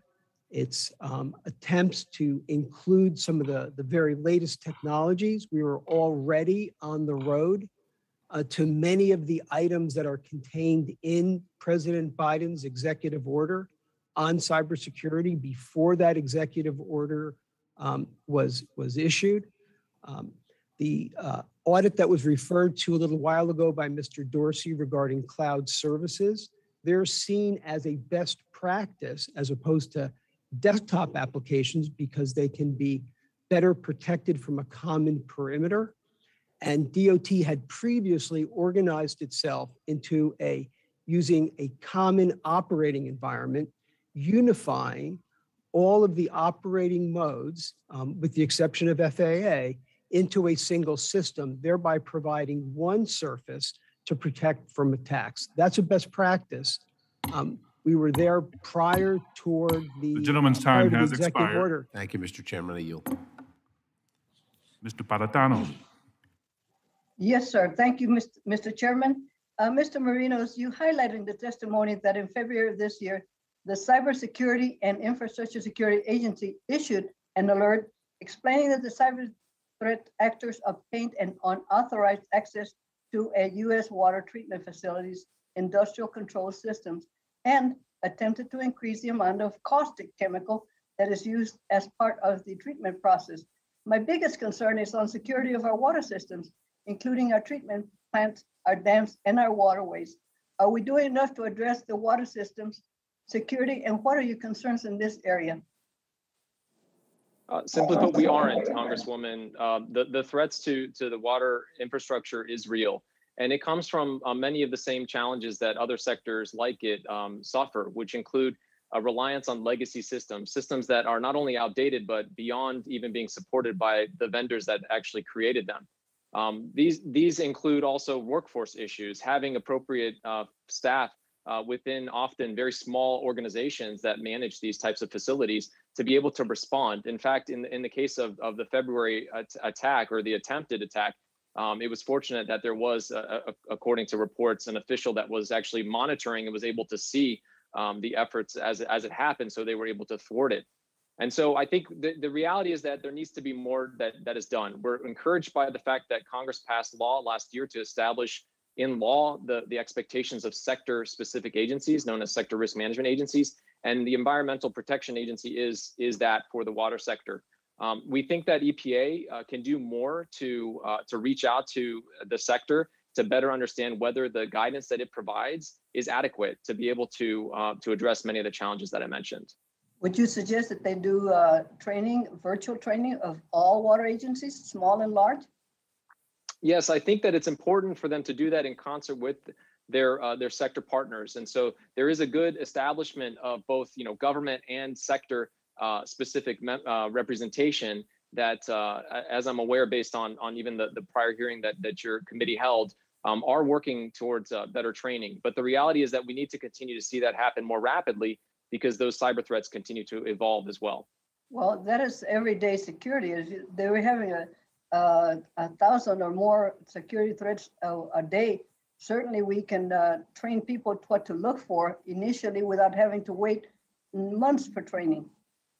That's a very important point, Congresswoman. It's about elevating the entire cybersecurity awareness of the nation. The reality is that until we do that, the bad guys are going to continue to exploit those that have the least knowledge and expertise in this area. So what are your biggest concerns in the area? Well, I think first and foremost is making sure that the support that federal government agencies is providing is the right one. And that means doing more to assess what the actual risks are to the specific sectors and then reflecting that in actual plans that they can execute. Would that be EPA's responsibility? That would be EPA's. It would also be the Department of Homeland Security within CISA. We're still waiting to see a National Infrastructure Protection Plan get updated. Hoping to see that in the next couple of years, but unfortunately sectors can't wait to do that themselves. Well, we should promote some kind of movement to immediately start assisting agencies that have no way of knowing what to look for. Well, actually, Congresswoman, you have done that in law. So Congress did pass a law that tasked GAO with evaluating how effective sector risk management agencies are in fulfilling their statutory responsibilities. So we'll be reporting back to you in the near future. Yes, but many agencies are too small. They don't have personnel that are either equipped or trained, and they may not know that the new law exists and would help in being able to help them identify. So we need to go down to the grassroots, to the smallest of the small. I would agree. I think a better, not only better information about what the expectations and responsibilities are, but also what offerings the federal government can provide through CISA, through EPA and others to those operators that need the help is very important. Well, with the Army Corps treatment, oversight over the dams, I think they should be part of it too. They are part of the sectors that have been identified. So responsibilities do carry forward to the agencies that have responsibilities for dams as well. Thank you very much for your concern, and I look forward to talking to you later. Mr. Chairman, I yield back. The gentlelady yields back. Mr. Davis. Thank you, Mr. Chair. First, Ms. Newhouse, we understand that TSA will soon release security directives for passenger rail, freight rail, and rail transit operators. But unfortunately, though, we've heard concerns about the development of these directives from stakeholders, not the TSA, including from the freight rail industry. And that was at our previous hearing on cybersecurity and in a November 4th letter from the American Public Transportation Association, which, Mr. Chair, I ask unanimous consent to insert into the record. Without objection. Thank you. Ms. Newhouse, it's good to see you again. I can't wait to see you all in person. Unfortunately, the TSA failed to provide this committee with advance notice of this, despite that you were coming here the same week to discuss these same cybersecurity issues. Committee staff even asked and were essentially told to wait for official congressional notification, despite what we knew of other committees receiving advance notice. After back and forth by staff, I'm told we received an embargoed copy at 9:25 a.m. this morning, which really doesn't give our team or us any time to meaningfully review and actually figure out what important questions we might have for you today to ask you about it. Further, the letters attached indicate that the directives were actually issued yesterday, December 1st, which was, I just want you to take a message back, Ms. Newhouse, that this committee, because we obviously have some jurisdiction over the issues we're talking about today, otherwise you wouldn't be here. we expect to be notified of actions that your agency is going to take, just like other committees get that notification. If anything you're doing is going to affect the modes of transportation and the safety of those modes of transportation in the areas that we have jurisdiction over, we expect to be notified here. I mean, we're one of the largest committees in Congress. Can you please make sure you send that message back to your colleagues and take that message back to TSA too? Because we're pretty frustrated, and frankly, these are issues that I think we all ought to work together on, and instead of have a minimal amount of time to be able to address them. But thank you, it's great to see you. Hope to talk to you again in the future, and I look forward to our next meeting. Mr. Marinos, it's my understanding that the GAO is in the process of completing its annual report on cybersecurity and surveillance threats to Congress. In undertaking this assessment, how has GAO pursued access to House and Senate cybersecurity data, and how does the GAO plan to ensure that information about Congress's cyber posture remains secure? Well, first, Congressman, I just want to say that we appreciate Congress tasking us with this important review, and we take the responsibility of performing it very seriously. In terms of how we're protecting the information, we recognize that the information that we've been asked to review is very sensitive, but we also have a very long, successful track record of handling and protecting sensitive information that we receive from government agencies and also from industry. And we will obviously apply the most rigorous protections that we can to the information that we receive. Well, as you can imagine, access to House data is something that we all, Republicans, Democrats, guard very closely. However, we also recognize GAO's expertise in this area and hope congressional entities are cooperating so that we achieve the desired aim of the annual report. So thank you again. Another question, Mr. Marinos, we've seen attacks on our critical infrastructure, including the one earlier this year on the Colonial Pipeline, as mentioned in earlier testimony. Monitoring is critical to thwart future attacks. However, monitoring is not the end of what our efforts should be, and we should have a layered approach to cybersecurity, especially when protecting our nation's most vital infrastructure assets. Can you tell us, and this may be a question for DOT also, Mr. Schachtel, what's the Department of Transportation doing to fortify our critical assets in the field, such as air traffic control towers, pipelines, and railroads that are carrying hazardous materials or passengers, and so that they can operate effectively when malicious actors have already compromised the integrity of the network? Let's just go to you, Mr. Schachtel. Can you answer that with the time I have left? Sure. Thank you very much for the question. So DOT in each of the areas that you mentioned is working with our private sector partners to improve their cybersecurity practices. And as stated before, our cooperation through TSA to those private sector partners, we act as co-sector risk management officials in those areas. So we need the participation from all those parties to become more cyber secure. Well, we continue to offer to work with you on these endeavors, and I apologize for mispronouncing your name earlier, Mr. Schachter. Thank you all for being here today, and I yield back the balance of my time. Gentleman yields back. Mr. Johnson. Thank you, Mr. Chairman, and thank you to the witnesses for your time and your testimony today. During part one of this hearing, we learned how our critical infrastructure remains vulnerable to cyber attacks. And in October of 2021, the DOT's OIG released a report on the Federal Transit Administration's cybersecurity weaknesses, which found that weaknesses in FTA's financial management systems could affect its ability to disperse COVID-19 funds.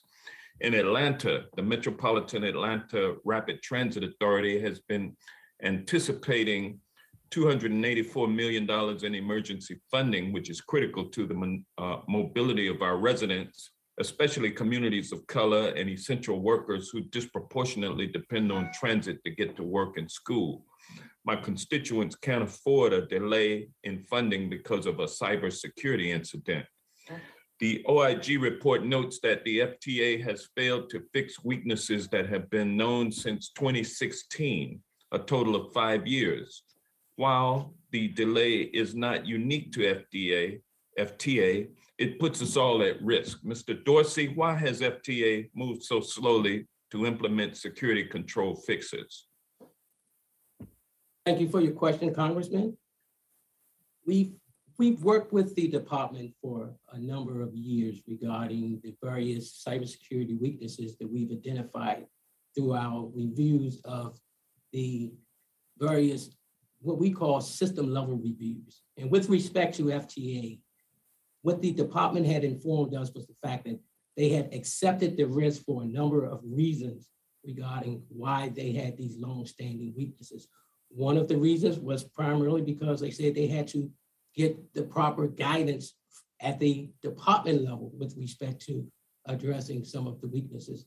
Another reason was the fact that they had stated that they were concerned about decommissioning their systems or upgrading their systems for the fear that the systems needed to be operational 24/7. With those issues in mind, we decided to report out on those particular weaknesses. And what the FTA decided to do after we had reported out, they indicated to us that they would take the immediate actions to address our concerns. Well, however, regarding the issues regarding the vulnerabilities associated with the 6 years or so associated with outdated databases, the department had indicated to us that they would provide us with a response within by 2023. Well, let me ask you, is there anything that Congress needs to do to ensure that FTA maintains better control over their cybersecurity?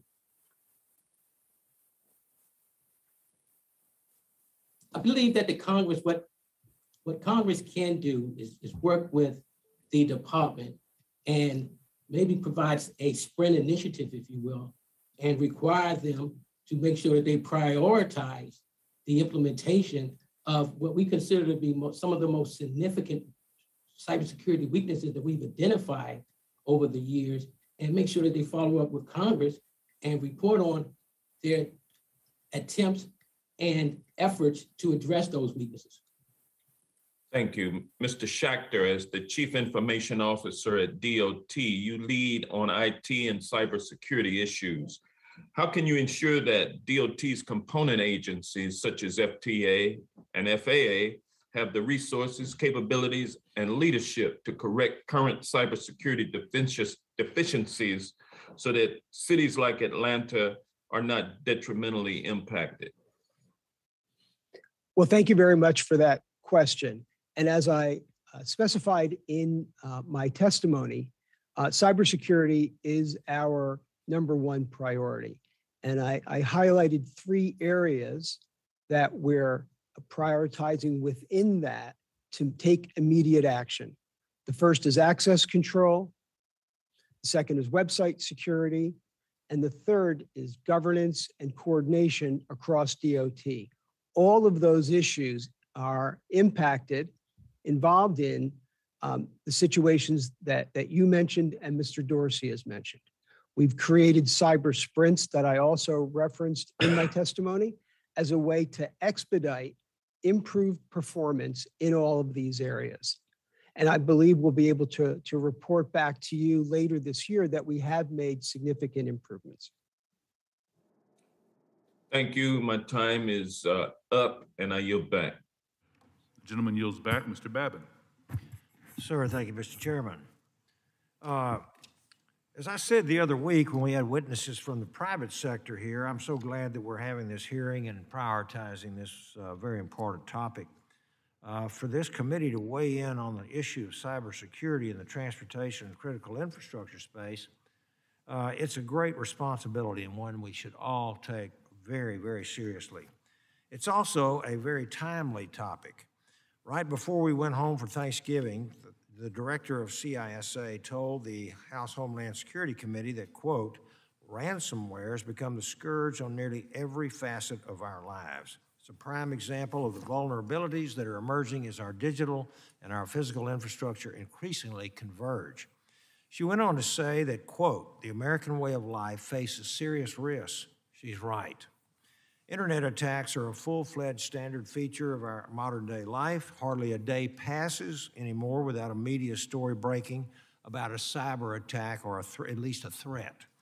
These threats are disruptive, costly, potentially life-threatening.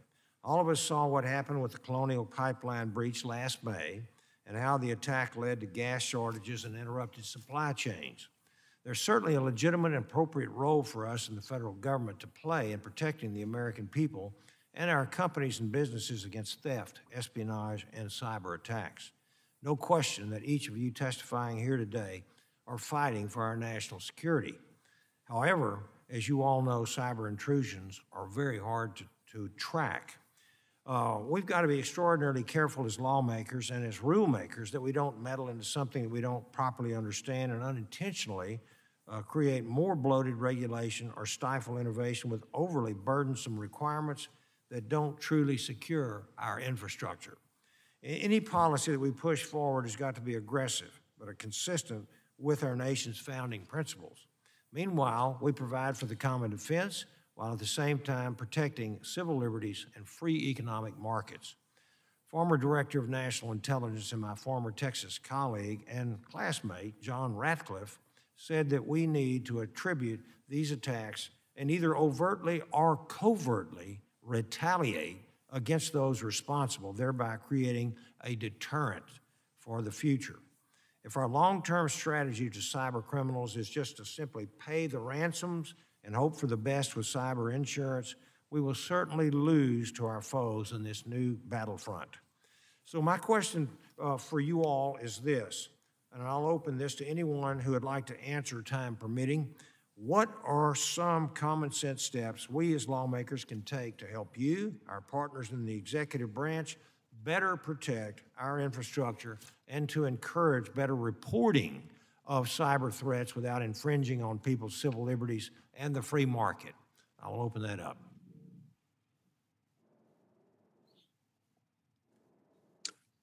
Thank you for that. Go ahead. I'll yield to my colleague at DOT. Okay, then Admiral, you can come on second. Thank you. Thank you, Congressman. Yes, Thank sir. you, Admiral. I'll try to be brief. I think your one summary of your statement, Congressman, is that cybersecurity is everyone's responsibility, public sector and private sector, and we're all going to either succeed or fail at this together. And I think from a congressional standpoint, it's understanding that new systems or improvements to existing systems need to be secure by design and created with cybersecurity in mind at step one. That would help us achieve our objectives. Thank you.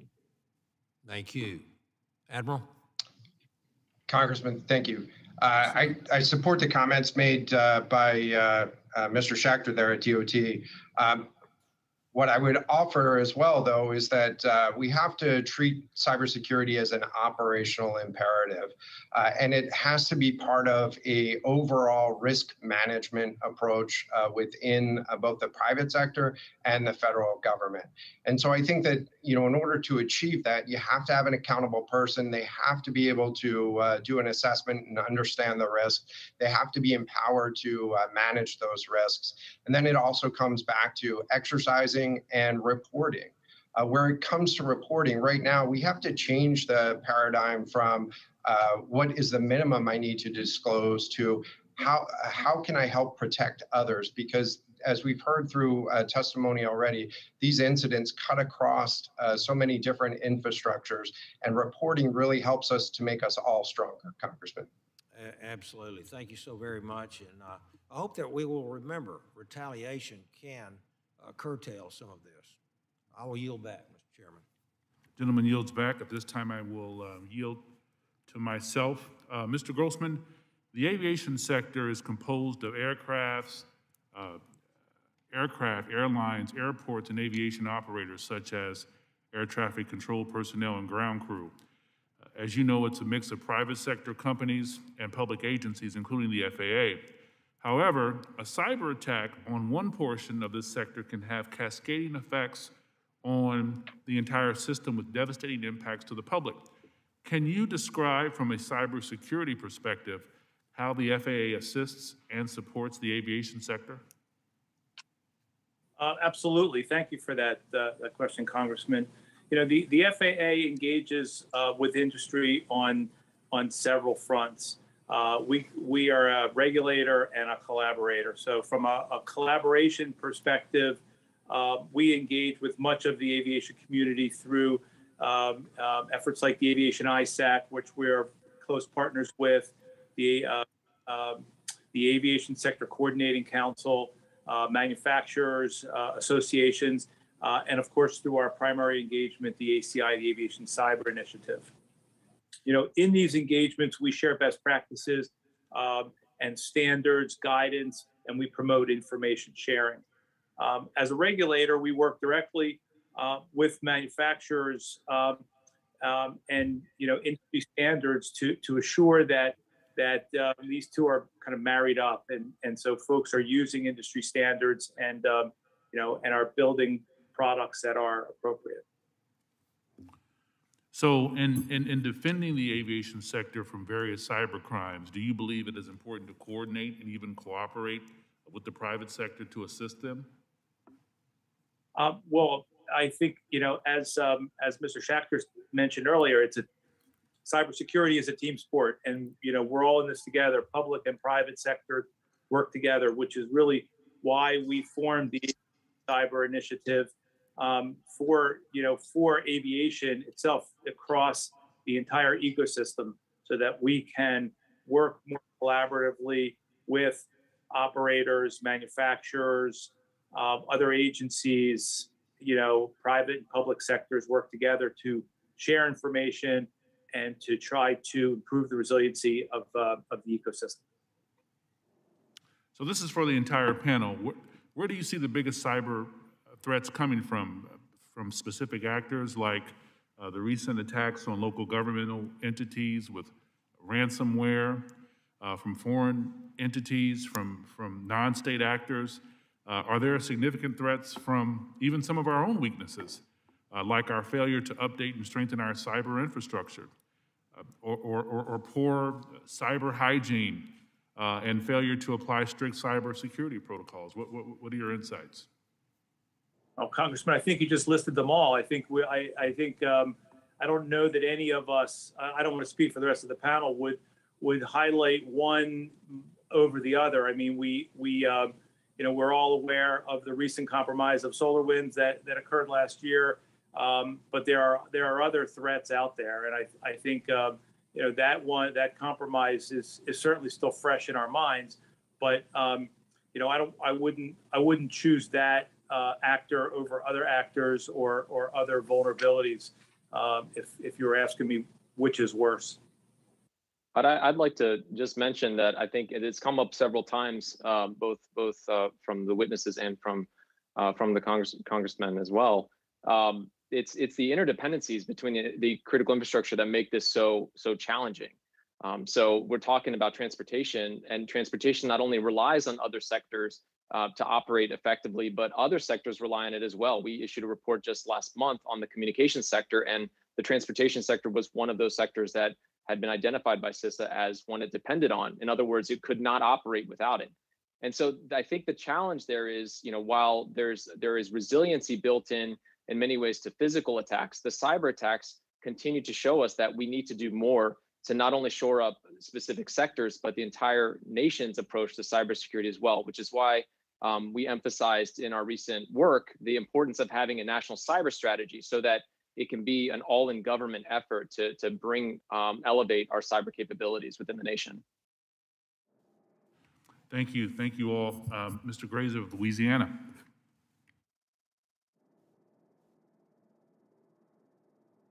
Thank you, Mr. Chairman. Appreciate witnesses testifying today, and appreciate the importance of this topic. We've offered a number of amendments trying to increase funds for different cybersecurity programs related to infrastructure, and I think this is critically important.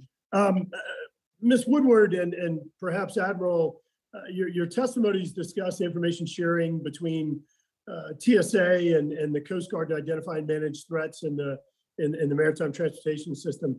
How do you communicate the threats to the individual ports and to help them? And how do you help to manage risk within the MTS? Congressman, Thanks for that question. So unity of effort within the Coast Guard is part of our DNA. And so we take a multi-level approach to share information at the speed of cyber here with the industry. But this is a dynamic threat environment. And going forward, we need to use a combination of both existing tools and new tools or new methods to get after the information sharing.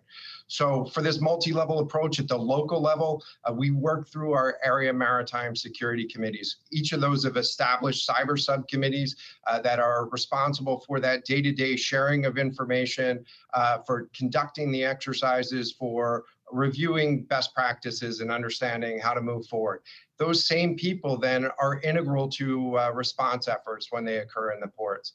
At the national level, we work through a number of different means. We've established a maritime cyber readiness branch within our Coast Guard Cyber that really becomes a focal point for threat information, dissemination, technical assistance to the field, and connection to the interagency. We've embedded folks in CISA. We meet regularly with the other sector risk management agencies. We engage with the MTS Information Sharing and Analysis Center. And we look for every opportunity to continue to share information and communicate threats and understand the vulnerabilities out in this industry so we can protect the MTS.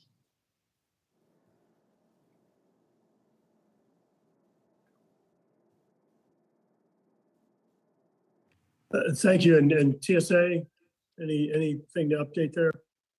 Thank you, Congressman. And to complement Admiral Mauger's information, I would like to say, yes, the United States Coast Guard has primacy in our nation's ports. However, TSA plays an important role to support the security of the maritime transportation system.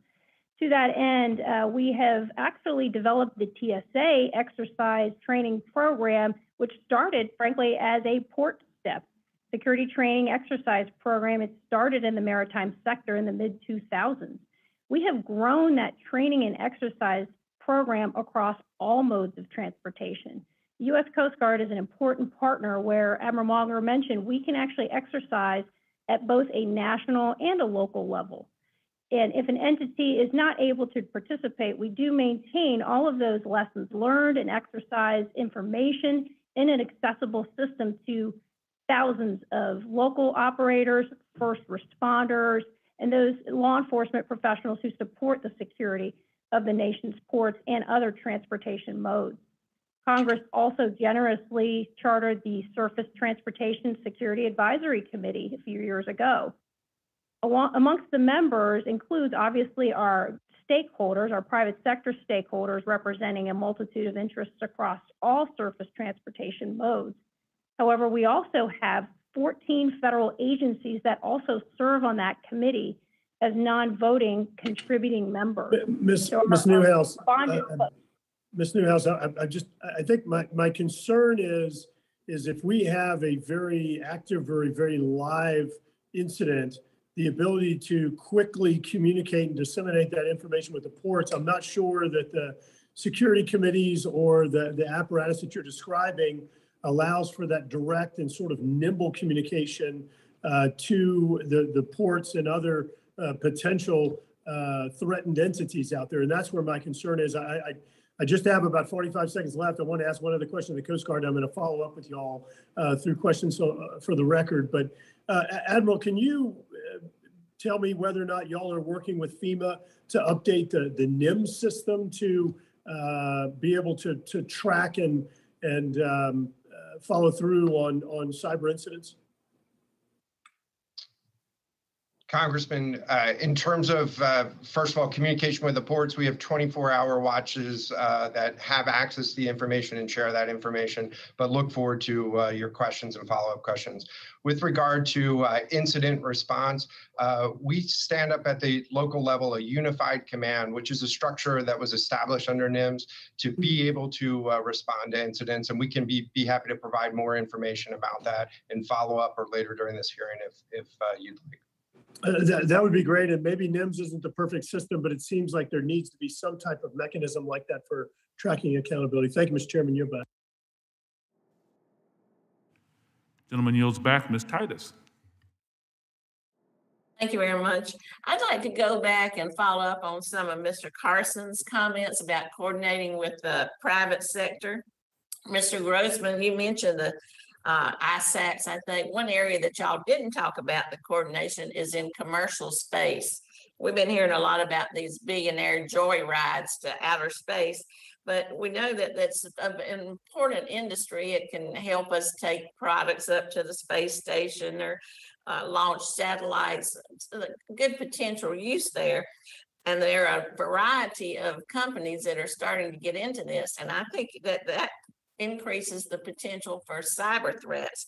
I wonder if you could talk about how these ISACs work, if you're looking at cyber threats, how we coordinate with the commercial space industry. Congresswoman, apologize. Thank you for your question. Unfortunately, that doesn't fall under my purview. However, I understand FAA's Office of Commercial Space is heavily involved in the development of the space cybersecurity policies and assisted development of the ISAC and the Space Policy Directive. That directive established key cybersecurity principles to guide and serve as a foundation for U.S. approach to cyber protection of space systems. I could certainly follow up with you, though, to get more information on your question. I would appreciate that because I realize it's not directly under what you do, but you do a lot of things all around that area. And I think it's something that's worth bringing to the attention of the committee because it's going to become increasingly an issue as we do more of this private space adventures, I guess. I would ask Ms. Newhouse, I know you were instrumental in setting up the whole pre-check program, so you're very informed on how this works and you got it off the ground and we've seen it expand. Now the line for pre-check is longer than the regular line, I think. But one of the things that we've heard in areas that are with rural communities is that they have a hard time actually coming in person to get the pre-check clearance. So there's some attempt to move to remote applications. Could you talk about that and how that data that could be collected remotely can also be protected? And do you need legislation for that? Or is it something you can just do internally or through regulation? Thank you for your question, Congresswoman, and thank you very much for your support of the TSA PreCheck program. We greatly appreciate the insights that Congress and all of our stakeholders give us on a daily basis. I can say at a very high level, I do know that the program that runs that program for TSA has endeavored to expand enrollment capabilities, as you mentioned, Congresswoman, and we're actually in progress of bringing on additional contract support, different vendors to do that in a secure manner. I'm happy to get back to you and your staff with specific answers to those questions on how we are best requiring protection of that information and how we will oversee that information. Thank you. Well, thank you. I'd appreciate that. You know, so much of our information is shared in an airport, whether it's through TSA or just plug it in while you're waiting for your flight or even on the flight itself. So I think that to be sure that this is all secure information in the screening process, because the trip begins when you get out of the car at the airport. We want that to all work well, and we want people to feel secure that that information can't be compromised. So I look forward to getting that from you, and I'll yield back, Mr. Chairman. The gentlewoman yields back. The chair now recognizes Mr. Weber for 5 minutes. Thank you, Madam Chairman. I appreciate that. I want to talk a minute about pipelines. I appreciated Garrett Graves' comments about ports, and we'll tie these together. As y'all all know, the Colonial Pipeline System was hacked into, I think it was May of this year, and was down for 4 or 5 days. Feeds the southeastern United States, moves about 2.5 million barrels of product a day, which is gasoline, jet fuel, excuse me, diesel. Extremely important to our infrastructure, obviously energy infrastructure. We would argue national security infrastructure because we're going to need fuel to move our military stuff. The Keystone Pipeline comes into our district. It has about 1/3 of the output. Without any redundancy of a Keystone Pipeline or more pipelines to carry stuff, and many of y'all probably know pipelines have a 99% safety rating in it.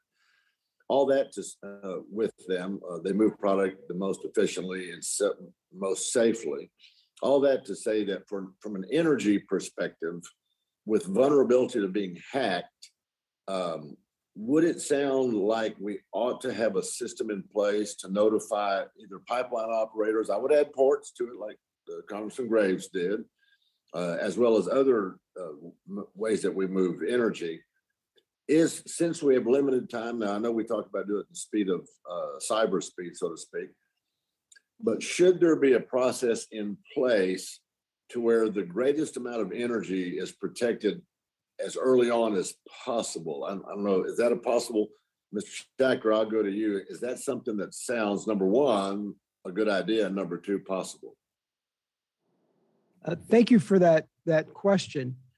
If I understand it correctly, we're talking about coordination and communication between the private sector partners that provide the energy, the fuels, the pipeline operators, as well as the government in its regulatory capacity. Correct. And I believe TSA. And with ports, let me also say ports too, because our country runs on, the economy of our country is important, runs on trade. So let's not leave the ports out. Okay, so the same principles will apply in my answer. Thank you. Right. TSA has moved aggressively to improve information sharing and incident reporting from all of those private sector actors, and to coordinate with both DOT and other government regulatory bodies that have an interest in those areas. As you probably know, ports as well as the pipelines are also privately operated, so that we have to work with those private sector partners and try to influence them and advise them to improve their own cybersecurity practices to protect their systems so they're less likely to be attacked. Some of that is standard IT access control, but it also moves into operational technology, which are very specialized and outside the realm of DOT information technology. But if we had a system to catch that, I know we monitor a lot of stuff, and be able to communicate that as quickly as possible. I know there was a discussion about banks here some years back, since I've been in Congress, same thing. But if we had a system in place where we could at least be I don't know what the right term is, co-managing partner, or have a process, and I'm going to move on to the Admiral next, whereby if we know something is in the making, we can alert them as quickly as possible and thereby protect our infrastructure in terms of energy, national security, and the marketplace, if you will. Admiral, what do you think? Sounds like a good idea? Congressman, intelligence and understanding what's happening to the threat level is really a critical piece of how we collectively protect the nation. And so we've established procedures by which we can share information rapidly, but both through the interagency, down to our field units, and in several cases with the private sector through our area maritime security committees. What we're also finding out, though, is that this is a very broad problem. And so it's important that we get together and collaborate at the lowest level possible. CISA has established a joint cyber defense collaborative that's bringing private sector and the interagency together at a low level to be able to see those threats and challenges as they evolve and share those out rapidly and put the mitigations in place. And so this is an important issue, and we're getting after it. Well, thank you for that. And Madam Chair, I cannot see the clock. How much time do I have? The gentleman's time has expired. Well, let me just end with one quick thing for Ms. Newhouse for the TSA. If you can prevent the random disappearance of my wife's TSA number on her airline tickets, it would be worth everything to me in Congress. But I appreciate what y'all. We are happy to help. If you have any questions, or any members here have questions about TSA PreCheck or your family members, please let me know, and I am happy to make sure we solve any issues. Thank you. Thank you so much. Thank you, Madam Chair. I yield back. Thank you. The gentleman yields back. Ms. Brownlee is now recognized for 5 minutes. Thank you, Madam Chair. My first question is to Mr. Dorsey. Mr. Dorsey, in October, your office issued a disturbing report about IT security weaknesses at the Federal Motor Carrier Safety Administration. You placed malware in the network, and the agency failed to detect it. So I was curious to know, is this a practice that you do in other agencies? Why was this particular agency selected for this exercise? I'm sort of curious of the thought process behind it. Thank you very much, Congresswoman, for your question. Throughout our reviews on an annual basis, we've issued a number of audits with respect to our vulnerability assessments and penetration testing work of the department's IT infrastructure to determine whether or not the department has established secure practices to protect and secure its IT infrastructure. Our review of the Federal Motor Carrier Safety Administration was not our first review of the department's IT infrastructure. As a matter of fact, it was the third review. We initially started back in 2016 and issued a report on Volpe Centers, the department's research arm, and we followed that up with a review of the department's MARAD Association. And Federal Motor Carriers was just the third in a series of reviews that we're planning to do with respect to assessing the department's security posture at all of its operating administrations. We just initiated another review of the Federal Highway Administration's IT infrastructure. And what we're doing that for is to determine whether or not the department is instituting the proper controls, enforcing oversight of their own policies that they have in place. What we've identified is this primarily persistent security weaknesses that has provided us with a path to actually compromise the department's IT infrastructure. Did the Federal Highway Administration fare better? We just initiated that review. We normally take about 7 to 10 months to complete our reviews, and we'll be reporting out on the status of that review at that time. But what we have found in the past is just primarily persistent weaknesses in basic things, such as a lack of strong passwords, unpatched or what we consider to be software that is not updated in various operating systems. We find a lack of encryption in data, and those persistent weaknesses is how we primarily were able to penetrate the department's IT infrastructure. Thank you, sir. Mr. Schechter, I know you've only been in the department. In your opening comments, you said you've been there for 3 months, certainly 11 years in the city of New York.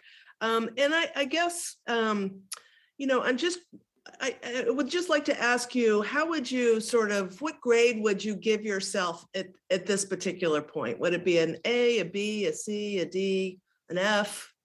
How would you grade yourself right now? Well, thank you for the question. I don't have enough information yet to provide that sort of an assessment.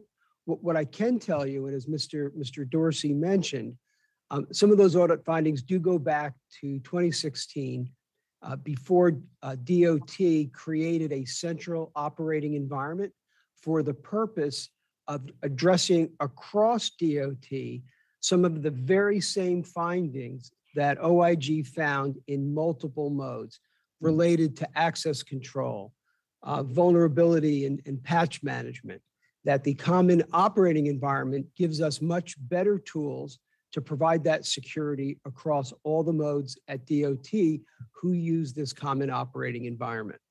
So our performance has already improved, but we have a ways to go. And we're transparently acknowledging that, as I did in my opening statement.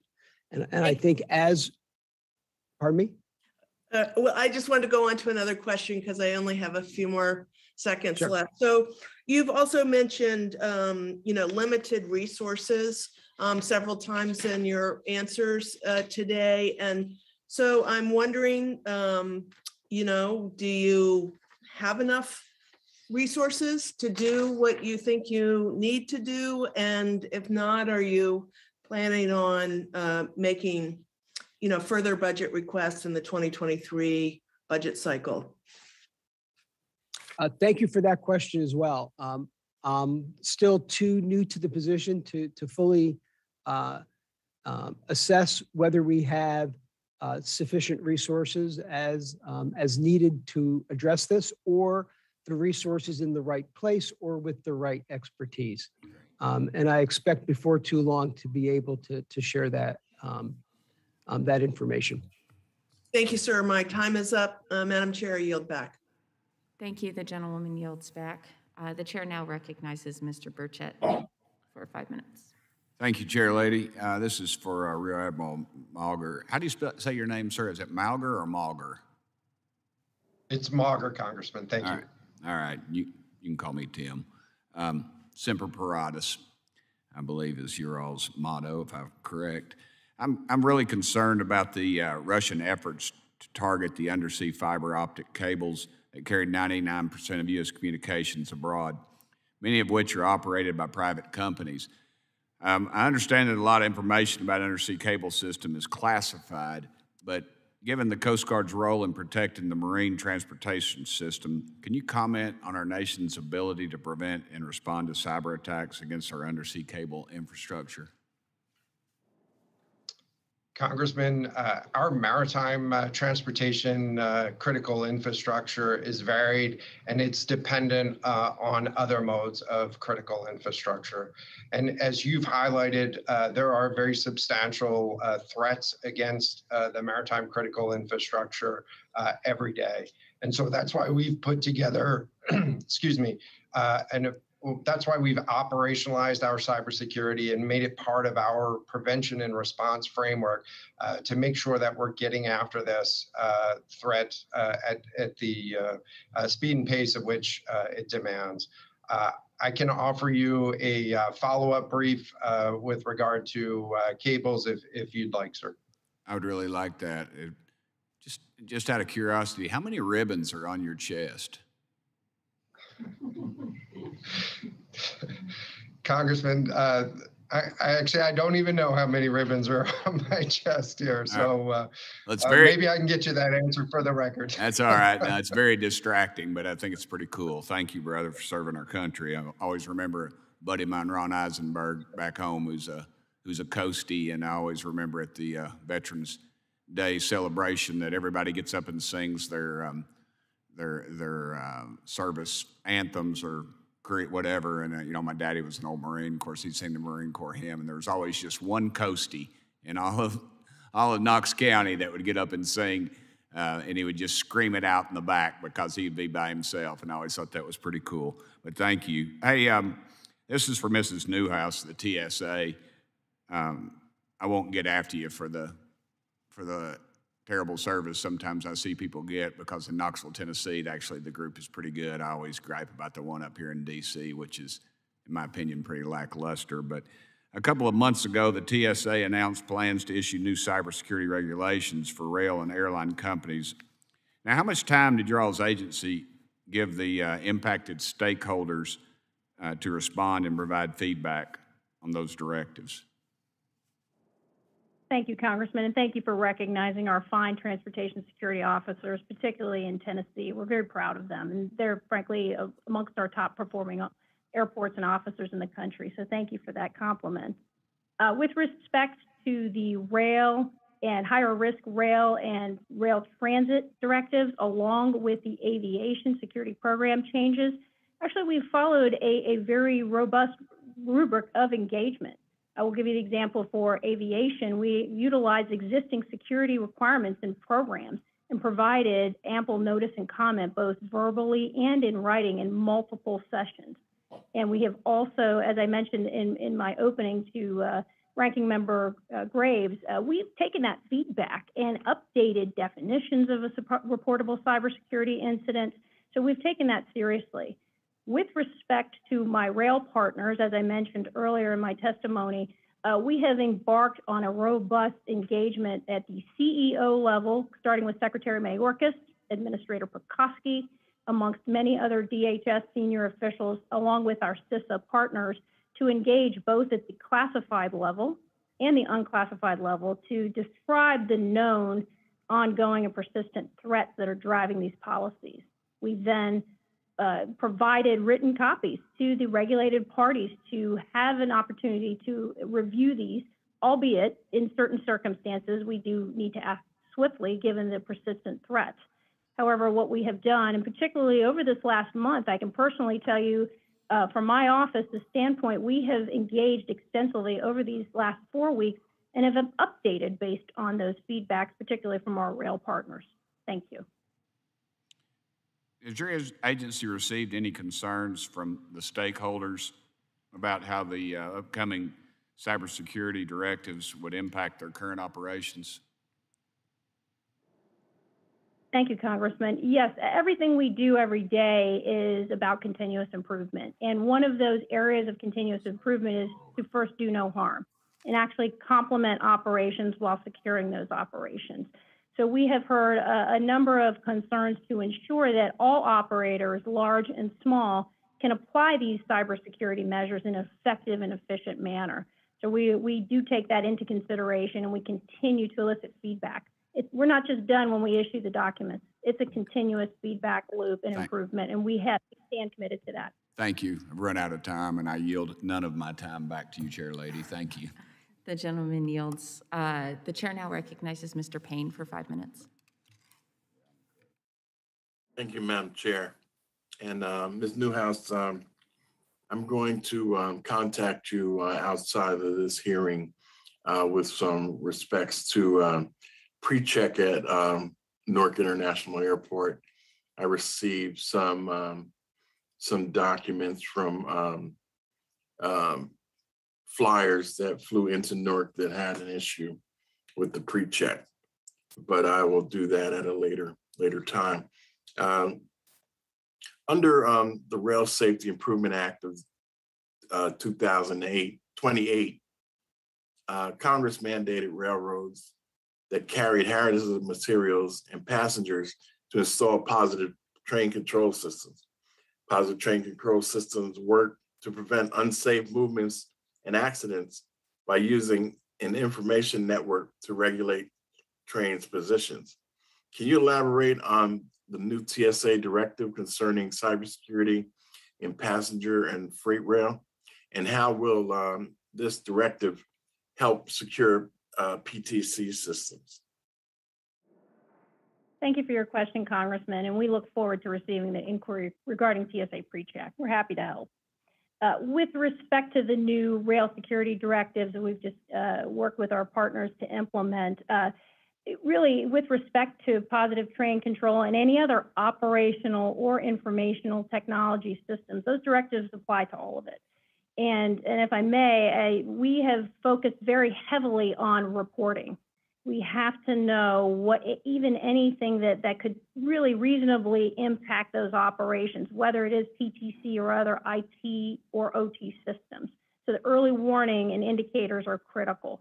So that is part of the strategy with these new directives, is to designate that coordinator, have a 24/7 availability to report those incidents to CISA. Admiral Maugre mentioned, CISA has what we call a clearinghouse, CISA Central.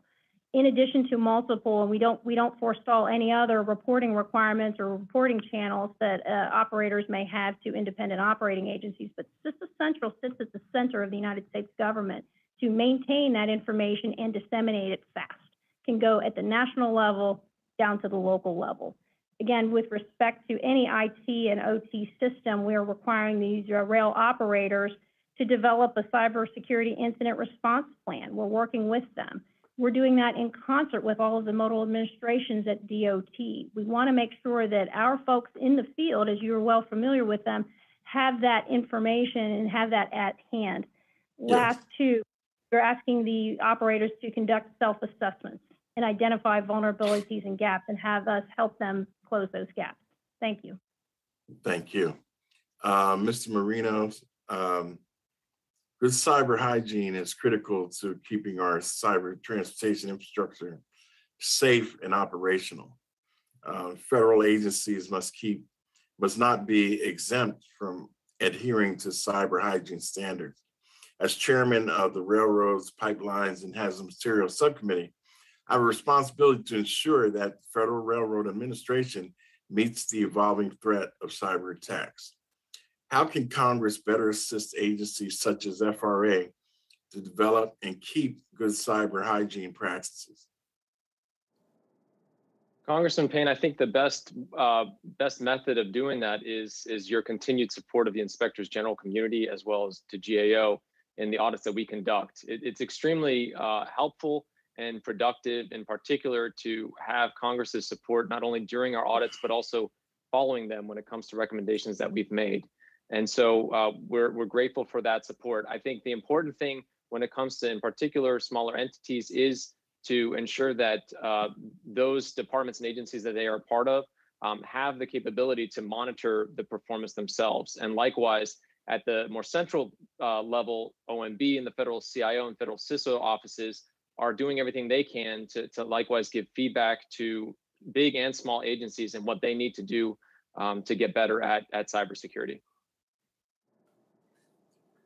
I think I thank you for that answer. And Madam Chair, I'll yield back. Thank you. The gentleman yields back. The chair now recognizes Mr. Balderson for 5 minutes. Thank you, Madam Chair. My first question is to Mr. Grossman. Mr. Grossman, good morning, first of all. Last year, the GAO offered 6 recommendations to the FAA to strengthen its Avonics cybersecurity oversight program. The GAO report found that evolving cyber threats and increasing connectivity between airplanes and other systems could put future flight safety at risk if the FAA doesn't prioritize oversight. Can you discuss what the FAA is doing to ensure these networks and systems are secure from cyber threats? Good morning or good afternoon, Congressman. Thank you for the question. Yeah, I mean, FAA looks really at the whole system of the airplane, once an avionic equipment is installed to assure that there's proper procedures and protections. The avionics GAO audit that you referenced, the GAO issued 6 recommendations. We have already proposed closure on 2. 2 of those, 3 of those are scheduled for closure in March, and just 1 we non-concurred with. So we welcomed that audit and made some significant changes. Okay, thank you. One of the recommendations that the GAO made, which the FAA did not concur with, was to consider revising its policies and procedures for periodic independent testing. Can you discuss why the FAA disagreed with this recommendation? Absolutely, sir. It was independent testing on aircraft that are currently flying in the fleet today. And we were concerned that independent testing or penetration testing is how we had discussed with the GAO on aircraft that are in the fleet, that are active aircraft, could leave residual damage to the avionics systems and affecting safety. Okay, thank you. And I have one more follow-up for you. Just has the FAA developed a Avonics cybersecurity training program? An avionics cybersecurity training program. Yes. I'm not aware of what we have developed, but I can certainly look into that and get back to you. Thank you very much. I appreciate it. Mr. Marinos, thank you for joining us this afternoon.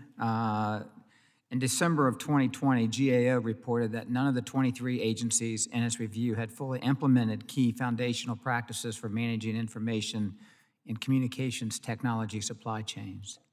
Since 2010, GAO has made nearly 80 recommendations to enhance infrastructure cybersecurity. As of November, nearly 50 of those recommendations have not been implemented. While we don't have time to go over all of these recommendations, could you please discuss which of these unimplemented recommendations should be given priority? Yes, Congressman, I appreciate you pointing out the importance of the recommendations that we have outstanding. In addition to the recommendations that we made within that specific avionics report that you mentioned earlier in your questioning, I believe that the top recommendations with respect to critical infrastructure include making sure that federal agencies that have sector-specific responsibilities are doing everything they can to assess what the cyber risks are to their respective sectors, put forward plans with stakeholder engagement that make sense on how they're going to support those sectors, and then execute. To put it very carefully, most of those recommendations really express that in a variety of different ways across sectors that extend beyond transportation to include things like the grid, K through 12, financial services, and other sectors as well. We also think it's very important for CISA to continue its effort to reach its full potential. When Congress passed the law in 2018 establishing CISA, the agency that grew out of NPPD took on a large set of activities that it had challenged itself to complete by the end of 2020. Unfortunately, a report that we issued earlier this year showed that they were not able to achieve quite a few of the important activities related to workforce planning, incident response, identifying essential functions. These are activities that CISA needs to complete as quickly as possible. And we've heard from CISA that there is intent to do many of those things either by the end of this year or next. The urgency is there for that organization to gain its full potential to be able to provide support both to infrastructure and to federal agencies as well. Okay, thank you very much. Madam Chair, I yield back. The gentleman yields back. The chair now recognizes Mr. Malinowski for 5 minutes.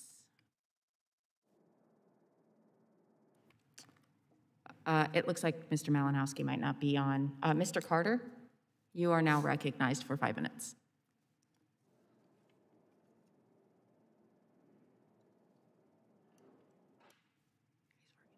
Thank you, Madam Chair. Greatly appreciate the opportunity. Thank you so much to our participants, Mr. Marinos and Mr. Dorsey. Both of your organizations have provided a lot of oversight of federal government cybersecurity strengths and weaknesses. Have either of your organizations looked at how prepared or vulnerable agencies are to potential cybersecurity attacks, specifically around the time of natural disasters? As you know, my district in Louisiana suffered a substantial storm, one of the largest ever. And my fear is, as we know that hurricanes come every year, the intensity increases.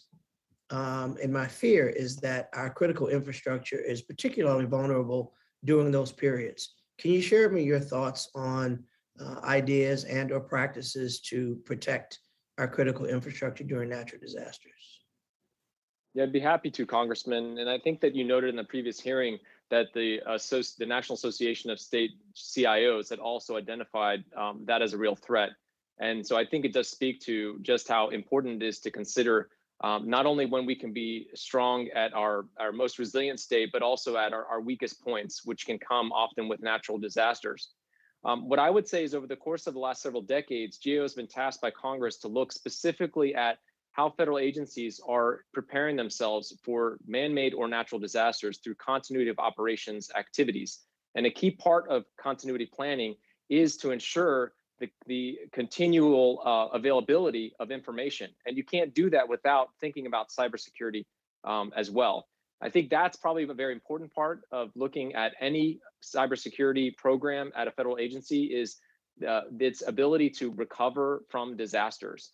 I'm not sure if Mr. Dorsey may have more specific DOT related examples to provide, but I'm happy to pass it over to him. Thank you for the question, Congressman. And thank you, GAO. Just wanted to state that we have just recently initiated a review of the department's high value assets. And what we found is that the department's high value assets program is heavily reliant on the Department of Homeland Security efforts to work with the department in assessing the department's high value assets. The department has identified 21 high value assets. From our understanding, there has been at least 4 assessments since the Department of Homeland Security has actually initiated its review of DOT's programs. And we're planning to continue our work over the next several months to determine what the actual governance process is that the department has in place, as well as whether or not they are actually taking the initial steps required to assess and remediate the potential for a threat of any of those high value assets. How do you disseminate that information with local governments or states so that they're equipped for future instances? I understand you guys have several practices or studies that are ongoing, trying to determine best practices. How do you disseminate information so local governments are better prepared? Our job is primarily to report directly to the department heads as well as Congress, and how that information is disseminated down to the state and local level. I don't have. Mr. Marinos, could you respond to that, sir?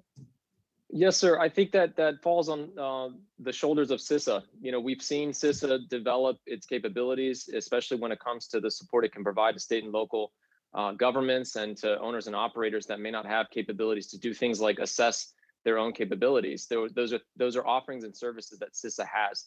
You know, one thing that we've seen is an important need for CISA to continue its outreach across the board, whether they're big or small operators, so that there is awareness about what the federal government can do ahead of time so that it can prepare itself to be resilient in the event of a situation like you described, where natural disaster may coincide with a cyber attack. It'd be very helpful if you would share with us information that we might be able to share with our local governments and states on what to do in the case of hurricanes or wildfires. You could imagine the devastation if someone took control of our apparatus and we were not able to dispatch emergency EMS or fire equipment. These are real life issues that unfortunately are becoming far too frequently experienced with local and state governments. So thank you very much for your time and attention. Any information that you can share with us on how we as a committee can do better or push buttons further to provide resources or awareness so this information is gotten out and we're able to be prepared for future instances. As we know, unfortunately, they're becoming far too common. I yield back. Thank you. Gentleman yields. Chair recognizes Mr. Fitzpatrick for 5 minutes. Thank you, Mr. Chairman. Ms. Newhouse, thank you for being with us today. That's light look on the big screen. When the Colonial Pipeline suffered their ransomware attack in May, we saw the grave impacts on our nation and our infrastructure. TSA's directives to require reporting and incident report plans were needed. In 2020, the average estimated time to identify a breach was over 200 days. So my first question is, what more is being done by your agency to identify cyber attacks in a quicker fashion? Thank you for your support and your question, Congressman. Actually, with respect to those security directives to the pipeline industry, we require reporting of the incidents within 12 hours. And that is because of the criticality of our nation's pipelines, the fact that they carry the majority of the significant effects that they would have if those were attacked, because they carry the majority of the resources needed to run this country. So that's why we were very forward leaning in establishing that immediate time frame. And we have since also updated that definition, as I have mentioned, of what is a reportable cybersecurity incident in collaboration with industry. Secondly, it's been found that well over 80% of breaches are financially motivated. And the average ransomware payment rose over a third in 2020 from 2019 levels to over $100,000. Do you believe that American companies should continue to pay ransoms to bad actors? And if not, do you think that legislation would be needed to basically disincentivize, or if not, ban and make illegal ransom payments altogether and have more of a federal program to address that? As referenced earlier, CISA Director Easterly referenced ransomware as likely the highest level of malicious cyber activity. I would say that through the Department of Homeland Security, in CISA in particular, we work very closely with our law enforcement, the FBI, both federal and state and local law enforcement, to identify those opportunities. I would say I would defer to my CISA colleagues on how we can best combat ransomware from a technical standpoint, in addition to the financial aspects as well. Happy to take that back and coordinate that for you, Congressman. Thank you, Ms. Newhouse. Mr. Chairman, I yield back. Chair recognizes Ms. Bordeaux for a period of 5 minutes. Thank you so much, Mr. Chairman. We have all seen the far-reaching negative implications of cybersecurity attacks on the transportation sector. For example, in May of 2021, the ransomware attack on the Colonial Pipeline resulted in more than 43% of gas stations in my home state of Georgia being out of gas. It's clear from today's testimony that more work needs to be done to strengthen cybersecurity protections in all areas of the transportation sector. Mr. Grossman, in your written testimony, you talk about the value of training through participation exercises or simulations. My district is home to Curiosity Lab at Peachtree Corners, which is a one-of-a-kind living lab designed to provide a real-world test environment to advance next-generation intelligent mobility and smart city technology. What kind of simulations do you run to prepare your staff for cybersecurity attacks? And could you talk a little bit about the benefits of those real life simulations? Absolutely, Congresswoman. Thank you very much for that question. We, as I mentioned in my oral testimony as well, we have developed the cyber test facility in Atlantic City at our William J. Hughes Technical Center that serves as kind of the cornerstone of some of our exercise activities. We regularly conduct incident response exercises that include both the mission support side or the normal IT side of FAA, as well as the operational side, or the NAS, the National Airspace System, excuse me. In addition to that, we conduct external exercises with DHS and all of government. There are cyber exercises. We have also conducted international exercises with the Caribbean, with Mexico, and several other countries. This year we've begun looking at cyber ranges so that we can actually inject real world, cybersecurity threat into our exercises so that we can get an actual look at what an actual attack would look like. Typically, when we simulate an exercise, it is just that exercise. Might have lost. I'm sorry. Yeah, I might have lost you for a second there. Apologize. Okay. So just to follow up with that, Mr. Cordell, at the DOT, are there similar types of exercises that you do that you could talk a little about, and what the value add is of having that kind of real life simulation?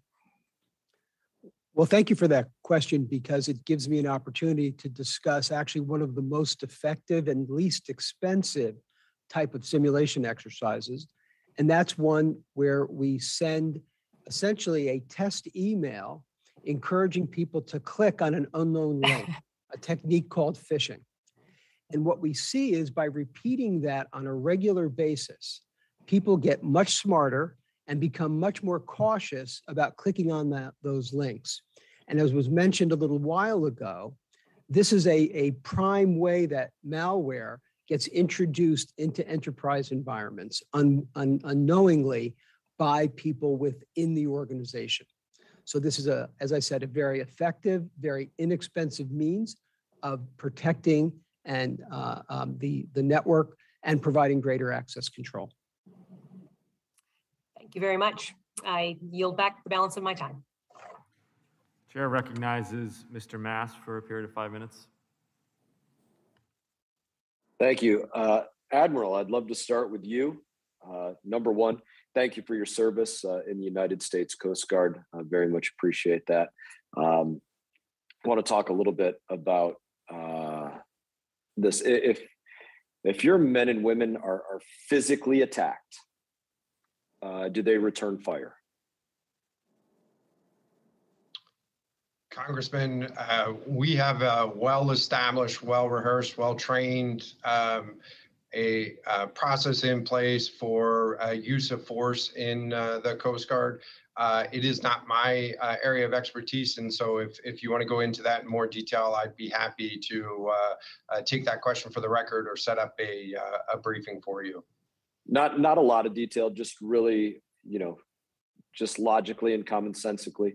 If somebody puts a round, points the muzzle of a rifle at one of your men or women and depresses the trigger and moves around at a couple thousand feet per second towards one of your men and women, are they going to return fire? Congressman, they will execute the Coast Guard use of force policy. And so if fired on by an adversary, they will fire back. That's right.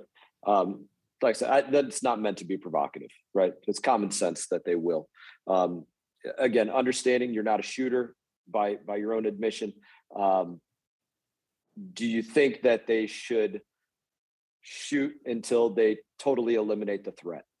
Just opinion. I'm looking for opinion on this. I understand you're not a shooter. Congressman, I think that in the general sense, our folks need to ensure their own personal protection, ensure the protection of their colleagues, and ensure the protection of any members of the public as well. And so they will carry out and continue with use of force policy until that local Coast Guard's woman or man is ensure that things are safe. Good. We should dispatch the threats, in my opinion. I've been a part of doing that in a different place.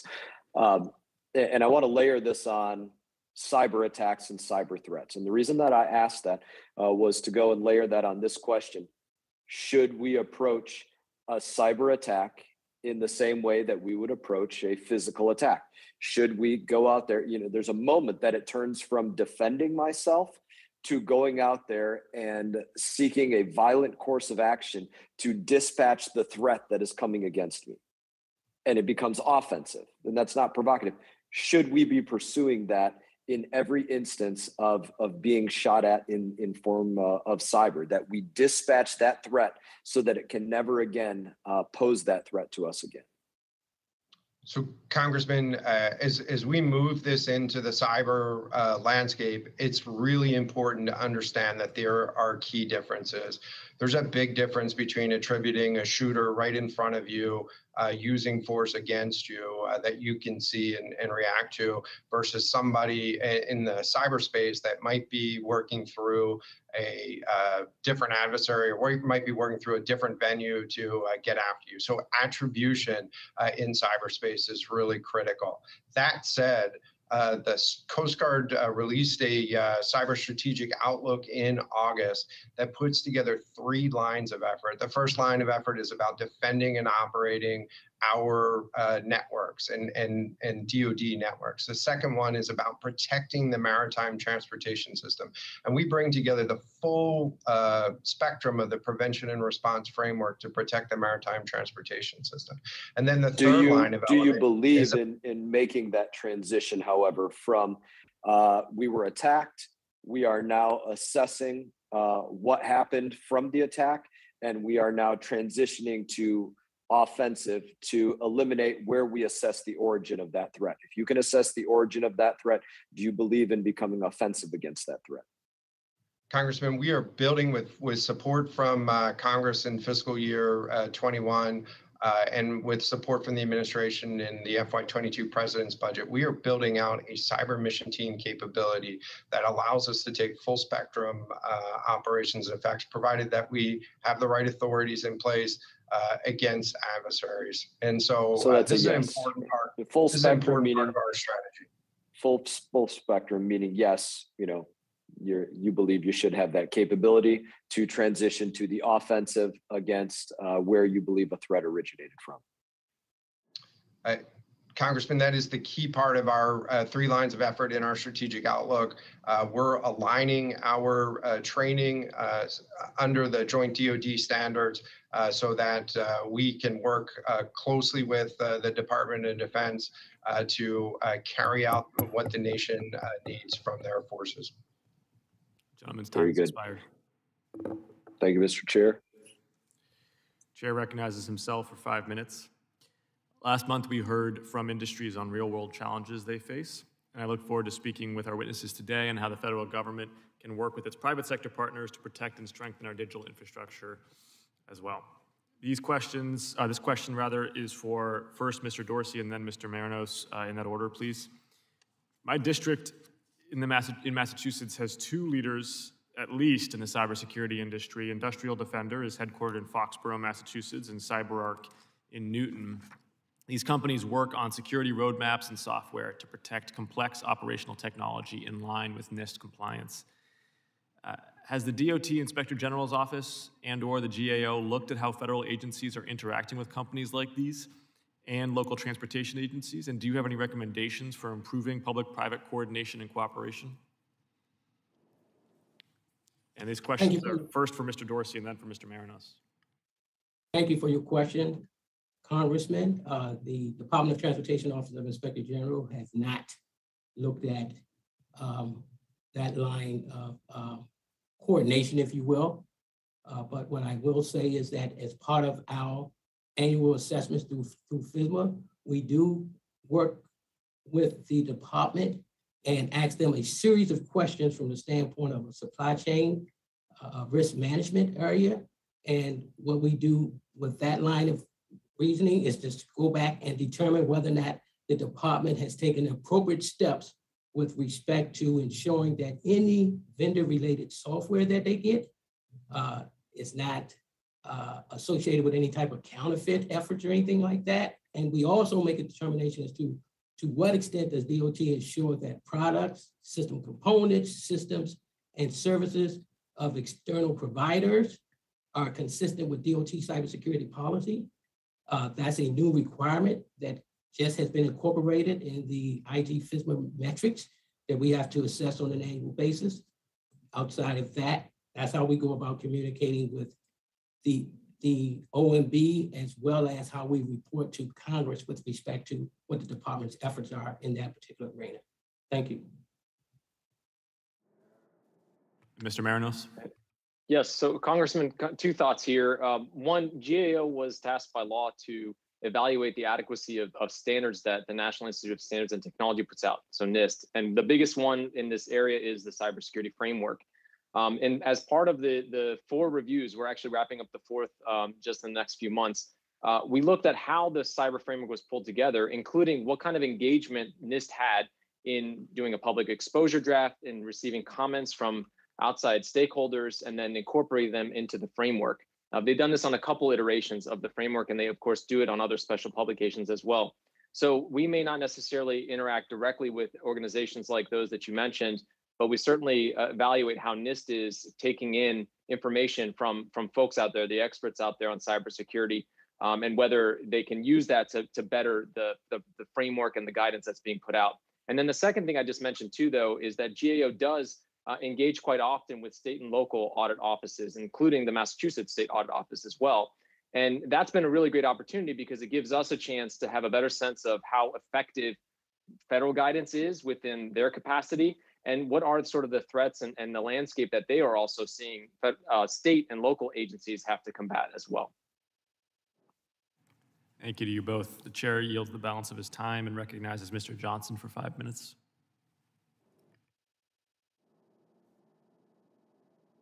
Mr. Chairman, are you talking about Mr. Johnson of South Dakota? Yes, sorry. Very good. No, not a problem. All right. Well, I will start with Mr. Grossman. And Mr. Grossman, I recently had the opportunity to visit an air traffic control facility in Sioux Falls just a couple of weeks ago, and it was fantastic. Really dedicated people for sure. Sean Hinnant and others showed me around, but I couldn't help but notice how antiquated some of the computer equipment was. There were some newer systems, but they seemed to be intermingled with some that were older than many of the folks working in the tower. And so give me some sense very quickly of the kind of challenges that we have keeping these systems safe when they are so antiquated. Well, thank you for your question and appreciate your trip. I think from a cyber perspective, those systems, while they appear to be old, we are able to keep them secure. If you're asking about simply replacing those systems, I would have, that's really not in my area, but I would have to take your question back to our air traffic organization. But from a cybersecurity perspective, even though they appear old, they are certainly secure. Okay, very good. I appreciate that. And maybe I'll shift gears now to Mr. Marinos. I listened with interest when you noted that GAO has made 3,000 recommendations for improving cybersecurity to federal agencies. And with even more interest when you noted that there are more than 900 of them that have not been implemented by those agencies. We haven't had a lot of discussion today about dams, which is under the jurisdiction of this committee. Sir, are you aware of any particular, and obviously the dam is critically important both from an electrical generation perspective as well as a flood control perspective for this country. Are you aware of any particular recommendations that have been made to the Department of Homeland Security vis-a-vis cybersecurity for our dam infrastructure that have not been implemented? Actually, Congressman, sort of building off of the most recent question that I answered, the NIST cybersecurity framework obviously applies to all sectors. And so as part of the work of the series of 4 reviews we've done, we've actually gone out to DHS and the other now sector risk management agencies, and we've asked them whether their respective sectors are finding it useful. You know, are they adopting it? And so that would include the dam sector as well, their subsector as well. And so in those instances, we've seen that federal agencies are challenged, not only within that sector, within others, to be able to have that kind of dialogue with operators, big and small, within their respective sectors. There are a variety of reasons for that. One, there may simply not be the appropriate expertise at the operators to be able to interact, to provide that kind of feedback, even to be able to use the framework in the way that it's intended. It's a very expansive set of sort of, it's like, it's been sort of equated to like a grocery store that you can go in and pick and choose the cyber protections that you might want to implement. And so I think the important thing is for DHS to make sure that it's getting feedback from not only the dam sector, but others to make sure that the support and guidance it's providing is actually useful. So, and I think that's helpful, but as you alluded to with your last answer, that is more comprehensive, right? It's across all impacted agencies. Does anything in particular stand out with regard to, I mean, we were talking about some of the antiquated IT systems in place for the FAA. I happen to know that that's also the case for the operations of the dam systems with Western Area Power Administration and others. Anything in particular that comes to mind with that subsector? Absolutely, and it doesn't just relate to that specific sector, but as you point out, legacy systems, especially within operational technology, are something that operators need to be thinking about ahead, have a plan for how they intend to modernize. And as Larry pointed out, as Mr. Grossman pointed out, many of those systems may actually have, in some ways, better protections if they're air-gapped. In other words, if they're not connected to business systems, within those respective companies, they may be better suited for the sort of operational control activities that they do. But the reality is that, again, that connection to the federal government, how do those operators know what the greatest threats are? That's going to require a good amount of information sharing to and from to kind of know what the posture is within the dam sector, as an example. Yeah, I think that's well said, sir. Has GAO indicated the investment gap as we talk about these legacy systems and the need to replace them? Has GAO estimated the size of that gap in dollars and cents? And could you point me toward a particular report that I could review to learn more? Happy to share information from the federal agency side, and maybe that equates to the private sector. But the federal government continues to spend 80% of its IT budget on legacy activities, not on modernizing. And so I think that's an important aspect, as well as the DOT CIO mentioned, modernizing with security in mind from the beginning. Very good. Thank you, Mr. Chairman, and I yield back. Chair recognizes Mr. Malinowski for 5 minutes. Thank you, Mr. Chairman. I want to zoom out a bit, no pun intended, and talk about the future of transportation 5, 10, 15 years from now, and get into how the department is guarding against new and emerging threats. And then I'll ask Mr. Marinos for his reactions I want to ask Mr. Schachter for his thoughts and Mr. Marinos for his reaction. I participated a few days ago in a tabletop exercise that simulated a hostile power taking down our GPS system, something that obviously would have incredibly dire implications even today for nearly all modes of transportation, air, rail, maritime, and more. In the consumer automobile context, some of America's largest companies, Tesla, Apple, Alphabet, are investing billions of dollars in autonomous vehicle technology. I was in a meeting just yesterday with Sundar Pichai, the CEO of Alphabet, which owns an autonomous driving startup, Waymo, and he reaffirmed his interest to us in bringing that technology to the market. So while there's no expert consensus on precisely when there will be widespread adoption of level 4, level 5 autonomy, I think it's safe to say that we're going to have a huge number of vehicles on the road, certainly by the 2030s, that are heavily or even exclusively reliant on artificial intelligence to make decisions about accelerating, braking, turning, every road decision. And in fact, today, every car is rolling off the assembly line packed with computers. Many have internet-based, internet-enabled entertainment systems that are pre-installed. And there's even more revolutionary technological change to come, including potentially cars that are charged by the highways that they drive on themselves. As all of you know, any product, device, or service that's connected to the internet or that's otherwise reliant on code is going to be vulnerable, potentially vulnerable to compromise. And the stakes are going to be incredibly high when we're talking about software-powered machines that are carrying people at 70 miles or more down the freeway.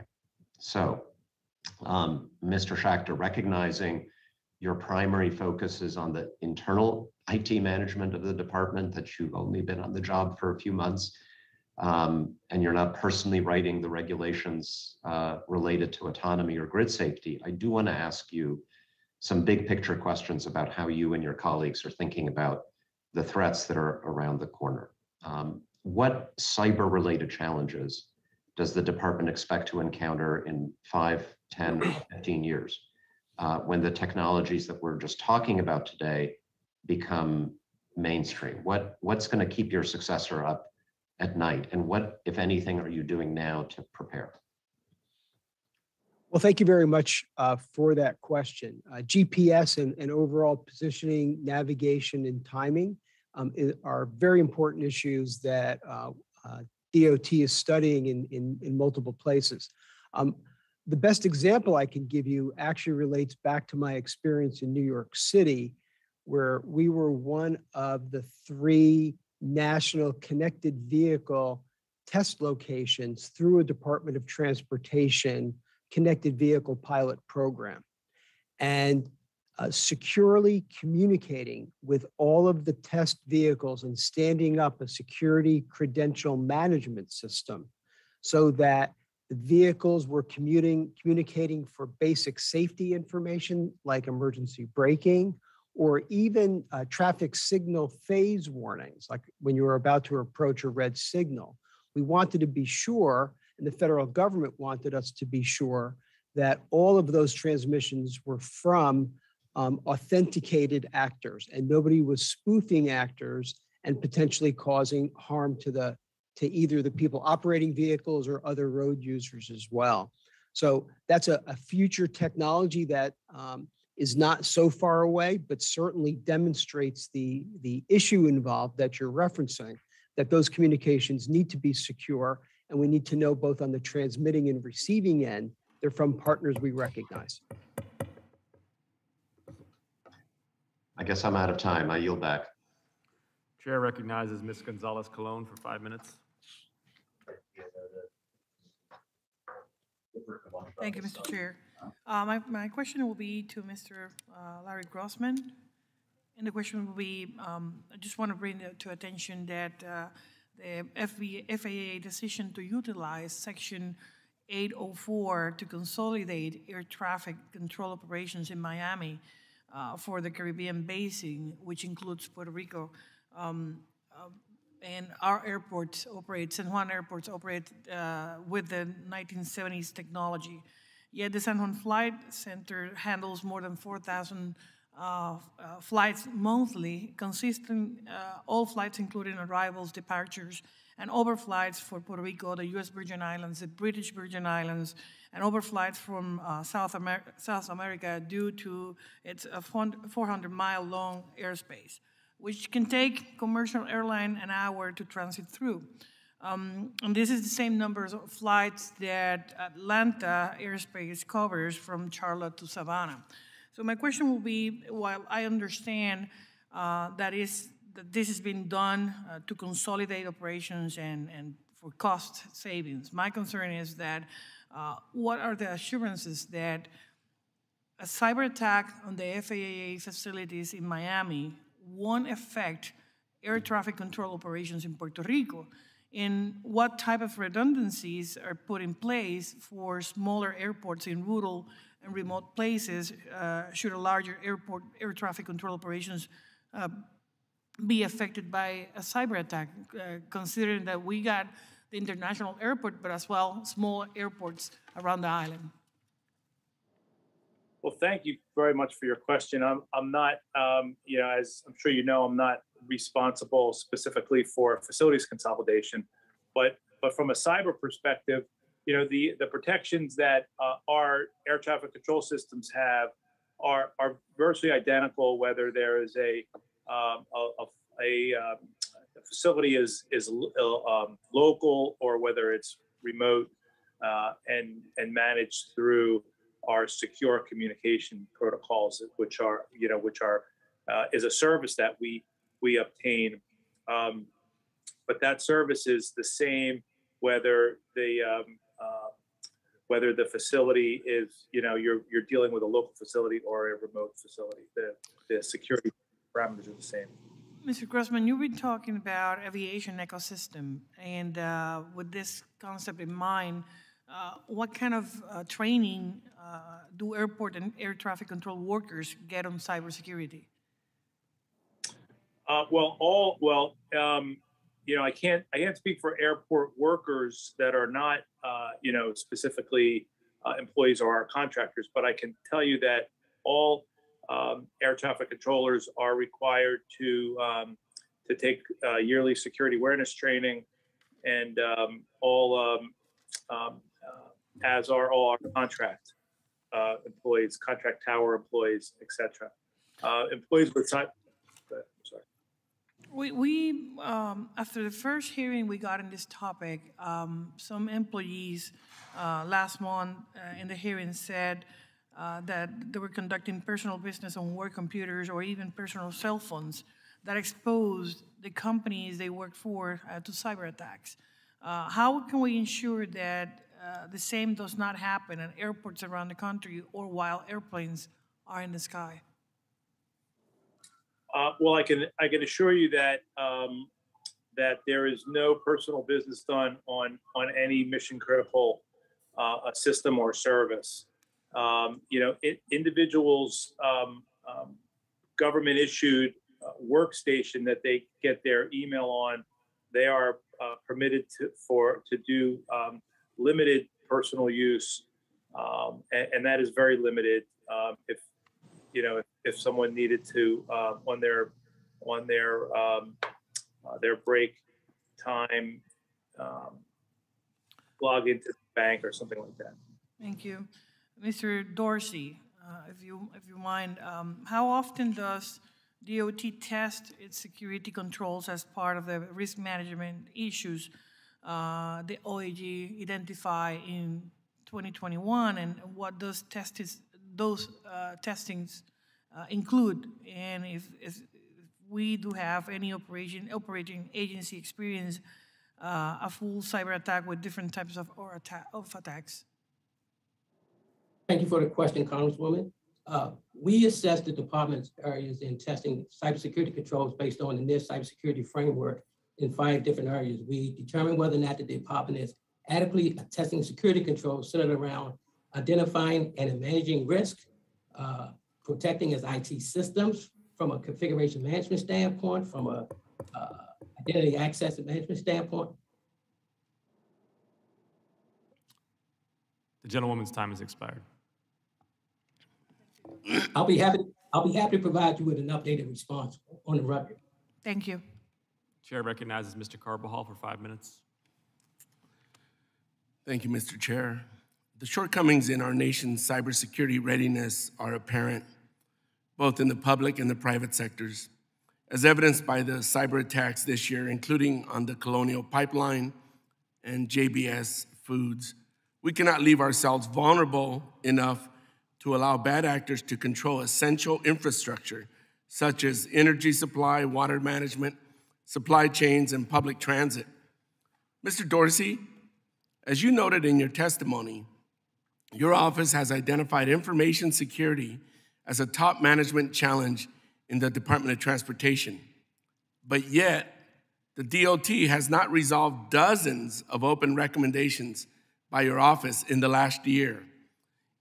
In the report done by Clifton Larson Allen LLP, released in October of this year, they concluded that the DOT must develop and communicate an organization-wide supply chain risk management strategy and implementation plan to guide and govern supply chain risks. What do you see as barriers to this recommendation being implemented? And given the supply chain issues we are currently experiencing, how urgently can the Department of Transportation act on this recommendation to avoid future disruptions?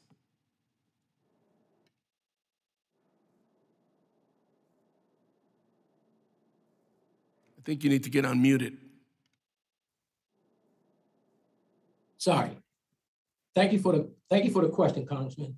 As noted in my testimony, I noted 3 key areas that the department needs to take immediate steps to address their cybersecurity issues that we've identified over the years. Similar to addressing supply chain risk management issues, this applies to all of the cybersecurity issues associated with the department. And what the department needs to do from the start is solidify its leadership at the department's Chief Information Security Office level to ensure that working with the current and new Chief Information Officer, that they establish the right type of framework and controls to ensure the enforcement of the various recommendations that we've made over the years. The second thing that the department needs to do is to develop a comprehensive DOT-wide cybersecurity strategy to address our recurring weaknesses. Until they do so, which we've made a recommendation, we've made an overarching recommendation this year, and to the department's credit, they agreed to implement that particular recommendation. Once they do that and they meet the intent of the recommendation, then I think that will go a long way with addressing some of the concerns regarding supply chain risk management. And the last thing the department needs to do is to ensure they put the proper controls in place to protect and secure its IT infrastructure. And with regards to supply chain risk management, that's a key area that we focus on during our enterprise level review this year, and we'll continue to report out on that as we move forward. Thank you. Thank you. Ms. Newhouse, leaving ourselves open to ransomware and other cyber attacks puts people's lives in jeopardy. It's a national security risk and threatens our economy. There needs to be a better communication between the private sector and government to ensure we are prepared for future attacks. In our hearing of November 4th, we heard concerns from industry representatives that reporting mandates would create a flood of information, resulting in pertinent information being lost or skipped over by agencies.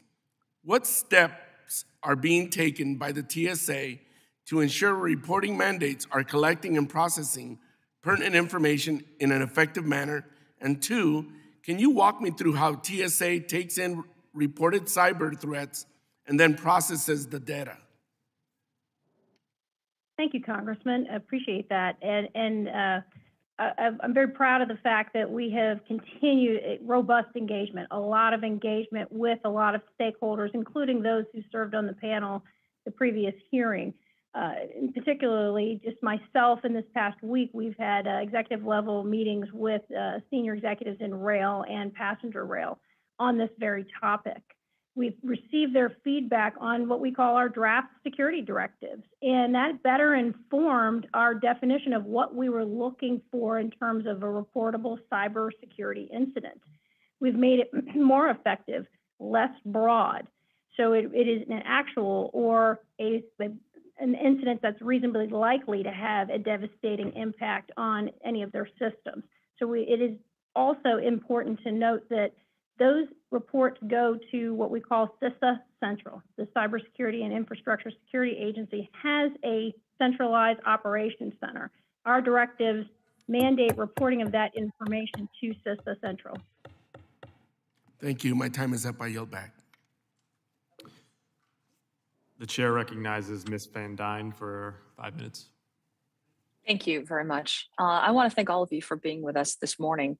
My district is home to Dallas-Fort Worth International Airport, which is also the largest economic driver in the state of Texas and one of the nation's most important airline hubs. Over Thanksgiving weekend, we saw passenger numbers exceed 90% of pre-pandemic volume throughout the country. DFW Airport is part of a working group with DHS and TSA, and I've heard that they've been benefited from transparency and have gained valuable information from working together, while also making positive improvements after TSA conducted a review. Mr. Grossman, many of our airport critical systems, such as radar systems, are hosted by airports around the country. Does the FAA offer collaborations similar to what we've seen with DHS and TSA for airports? And the second question would be, what more can the FAA do to expand current collaboration and increase information sharing with our airports? Thank you for those questions. I may have you repeat the first one, but I will answer the second one first. We collaborate extensively with airports through our Aviation Cyber Initiative, as well as the Aviation Sector Coordinating Council, which has airport authorities and AIA on, as members. And so our collaboration with airports is pretty rich in substance. We share best practices with airports, and on many occasions when there was a vulnerability identified, I believe on an airport lighting system that was a non-FAA component, we immediately shared that across airport industry. And I would just ask if you could repeat the first question. So the first question I talked about DHS and TSA and how they have collaborations in a working group that's focused on transparencies and ways to better collaborate. And I didn't know if the question was, does the FAA have a similar working group with airports that the other two do?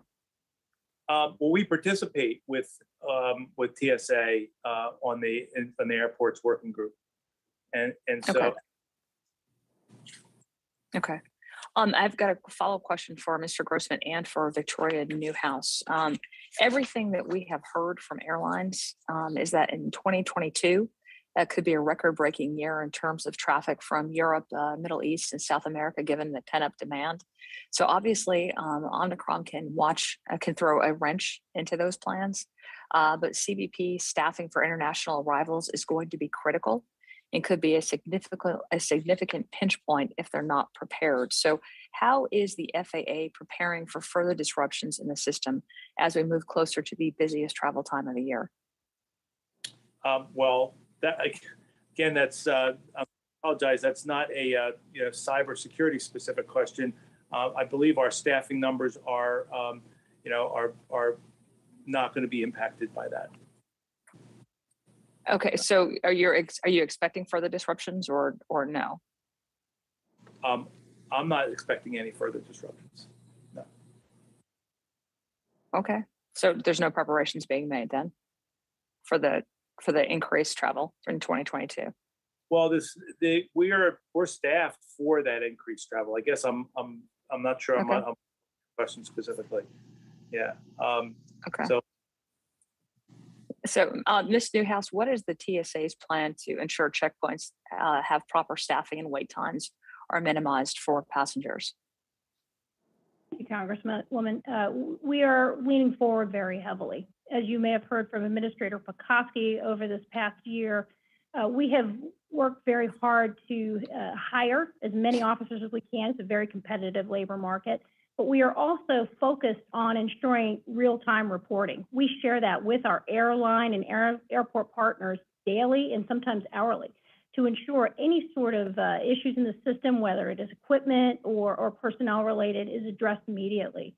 Last, we do have our national deployment force that is ready and able to deploy at a moment's notice to support increased operations around the country. We've seen that successfully for major sporting events such as the Super Bowl, spring training. Also, in the event of a natural disaster, we're able to put our personnel in to support air operations while the personnel who are affected on the ground and their families can evacuate safely. Thank you. I appreciate that. I, again, have gotten lots of calls and questions from folks who are constituents in District 24.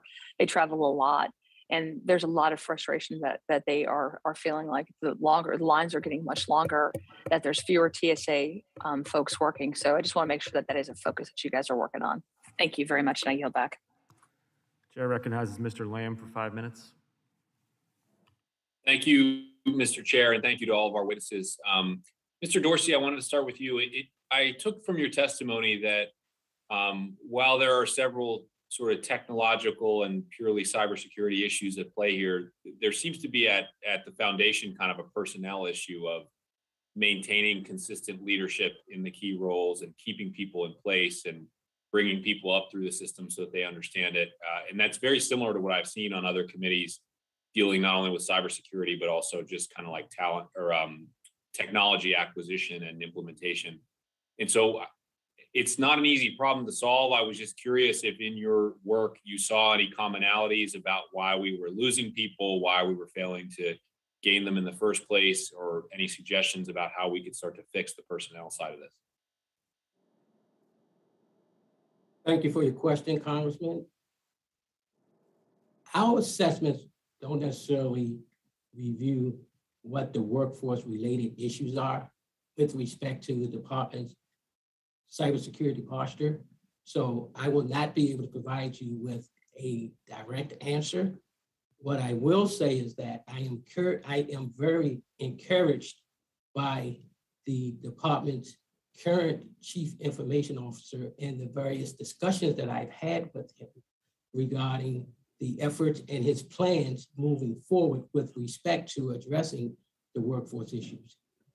What our reviews have found is that there has been inconsistency at the top regarding department's leadership from at the chief information officer as well as the chief information security officer. And as I noted in my testimony, over the last year, the department had an acting chief information security officer who said cybersecurity was not his primary role and responsibility.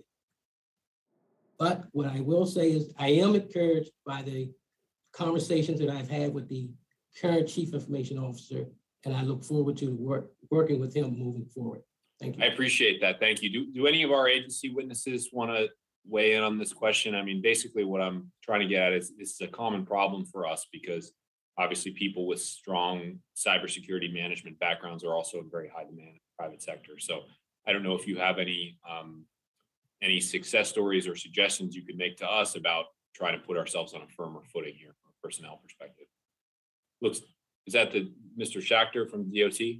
You're on mute, it sounds like. Thank you. Yes, I'd like to respond to that, and thank you for the question. It gives me the opportunity to say that after having noted that improving cybersecurity at DOT is our #1 priority, our second priority is investing in our workforce. And that means investing and helping them develop their careers so that they're not only able to perform at higher levels with their current responsibilities, but they're adequately prepared for future responsibilities. It also includes recruitment and making sure that we hire in the right people with the greatest potential and that we're looking at our own people for future professional opportunities. I'll refer back to my experience as CTO and CIO at the New York City Department of Transportation, where I served for 13 years. And in that role, we were able to achieve very low levels of attrition due to a robust training program that invested in our staff, made them part of the agency's strategic mission where they felt ownership and empowered. And even though the private sector often came calling with higher salaries, we lost relatively few people. And I understand from Industry information, that's a frequent problem, not only for the government, but even private sector companies losing staff to one another as each tries to outdo the others for the best food or health club, in addition to just cash compensation. And the government's also often at a disadvantage when trying to compete in that arena. So I think what we can do, though, is we play to our strengths, which is the importance of our mission, the opportunity for people to make a contribution to improving, and now in this environment, the United States. And I believe that we'll have a compelling story to tell that will both attract good new people as well as help us keep the good ones that we already have. I agree. We have to appeal to their patriotism, and I hope if there's a way that we can help any of your agencies do that, you will let us know, because we know how important it is. Thank you for your participation. Mr. Chair, I yield back. Chair recognizes Ms. Steele for 5 minutes. Thank you very much. Thank you, Mr. Chairman and Ranking Member Graves, for holding this important hearing. During my tenure serving as Orange County Supervisor and Board of Directors for Orange County Transportation Authority, there was a cyber attack on the OCTA. Hackers froze some of OCTA computer systems for 2 days and demanded ransom to unfreeze them. We did not pay the ransom and chose to ignore the demand. And we had staff restored all infected servers. So we are very lucky about it. So I want to ask Ms. Newhouse that, are there ways federal agencies can improve communication with the state and local government to best protect against these cyber attacks? And do you think the United States has the proper workforce to fight these current and future threats? These threats are coming in from sometimes China, sometimes North Korea. So do you have that? Thank you, Congresswoman. And we're very proud of our relationships with our both federal, state, and local partners, many of whom operate critical transportation assets throughout the country.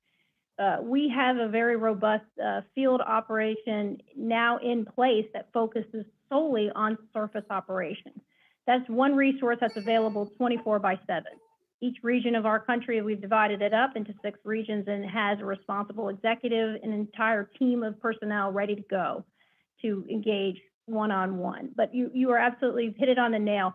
That continued collaboration and dissemination of information, it could be anonymized, but it is important that we continue to provide both threat and indicator information to all operators, whether they are state or local or private. And we've established a number of mechanisms to do that. Through our directives, we are also looking for in-town reporting, so that way we can filter that and make sure it gets sent out anonymized and work through CISA and CISA Central to make sure those reports are getting disseminated in a very timely manner. Our TSA Operations Center also serves that, I will call it a redundancy.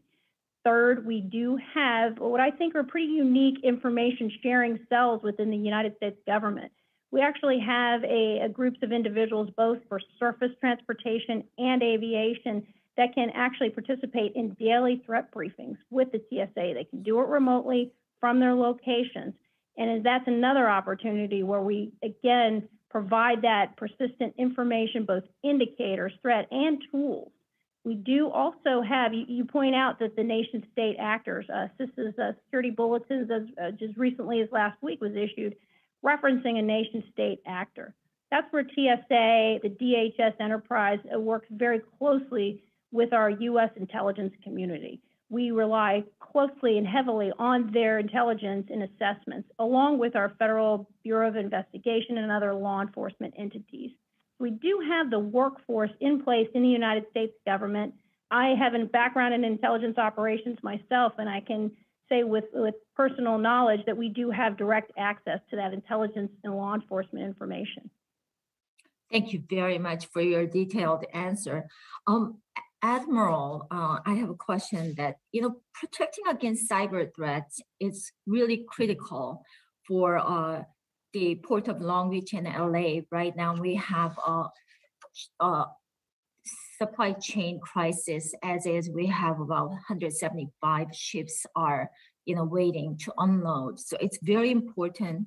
So Congress has made several changes to better integrate cybersecurity planning and response. How is the Coast Guard conducting vulnerability assessments of maritime critical infrastructure? Can you describe how Coast Guard builds cyber resilience in the Port of LA and Long Beach to protect this port and others like it from attack?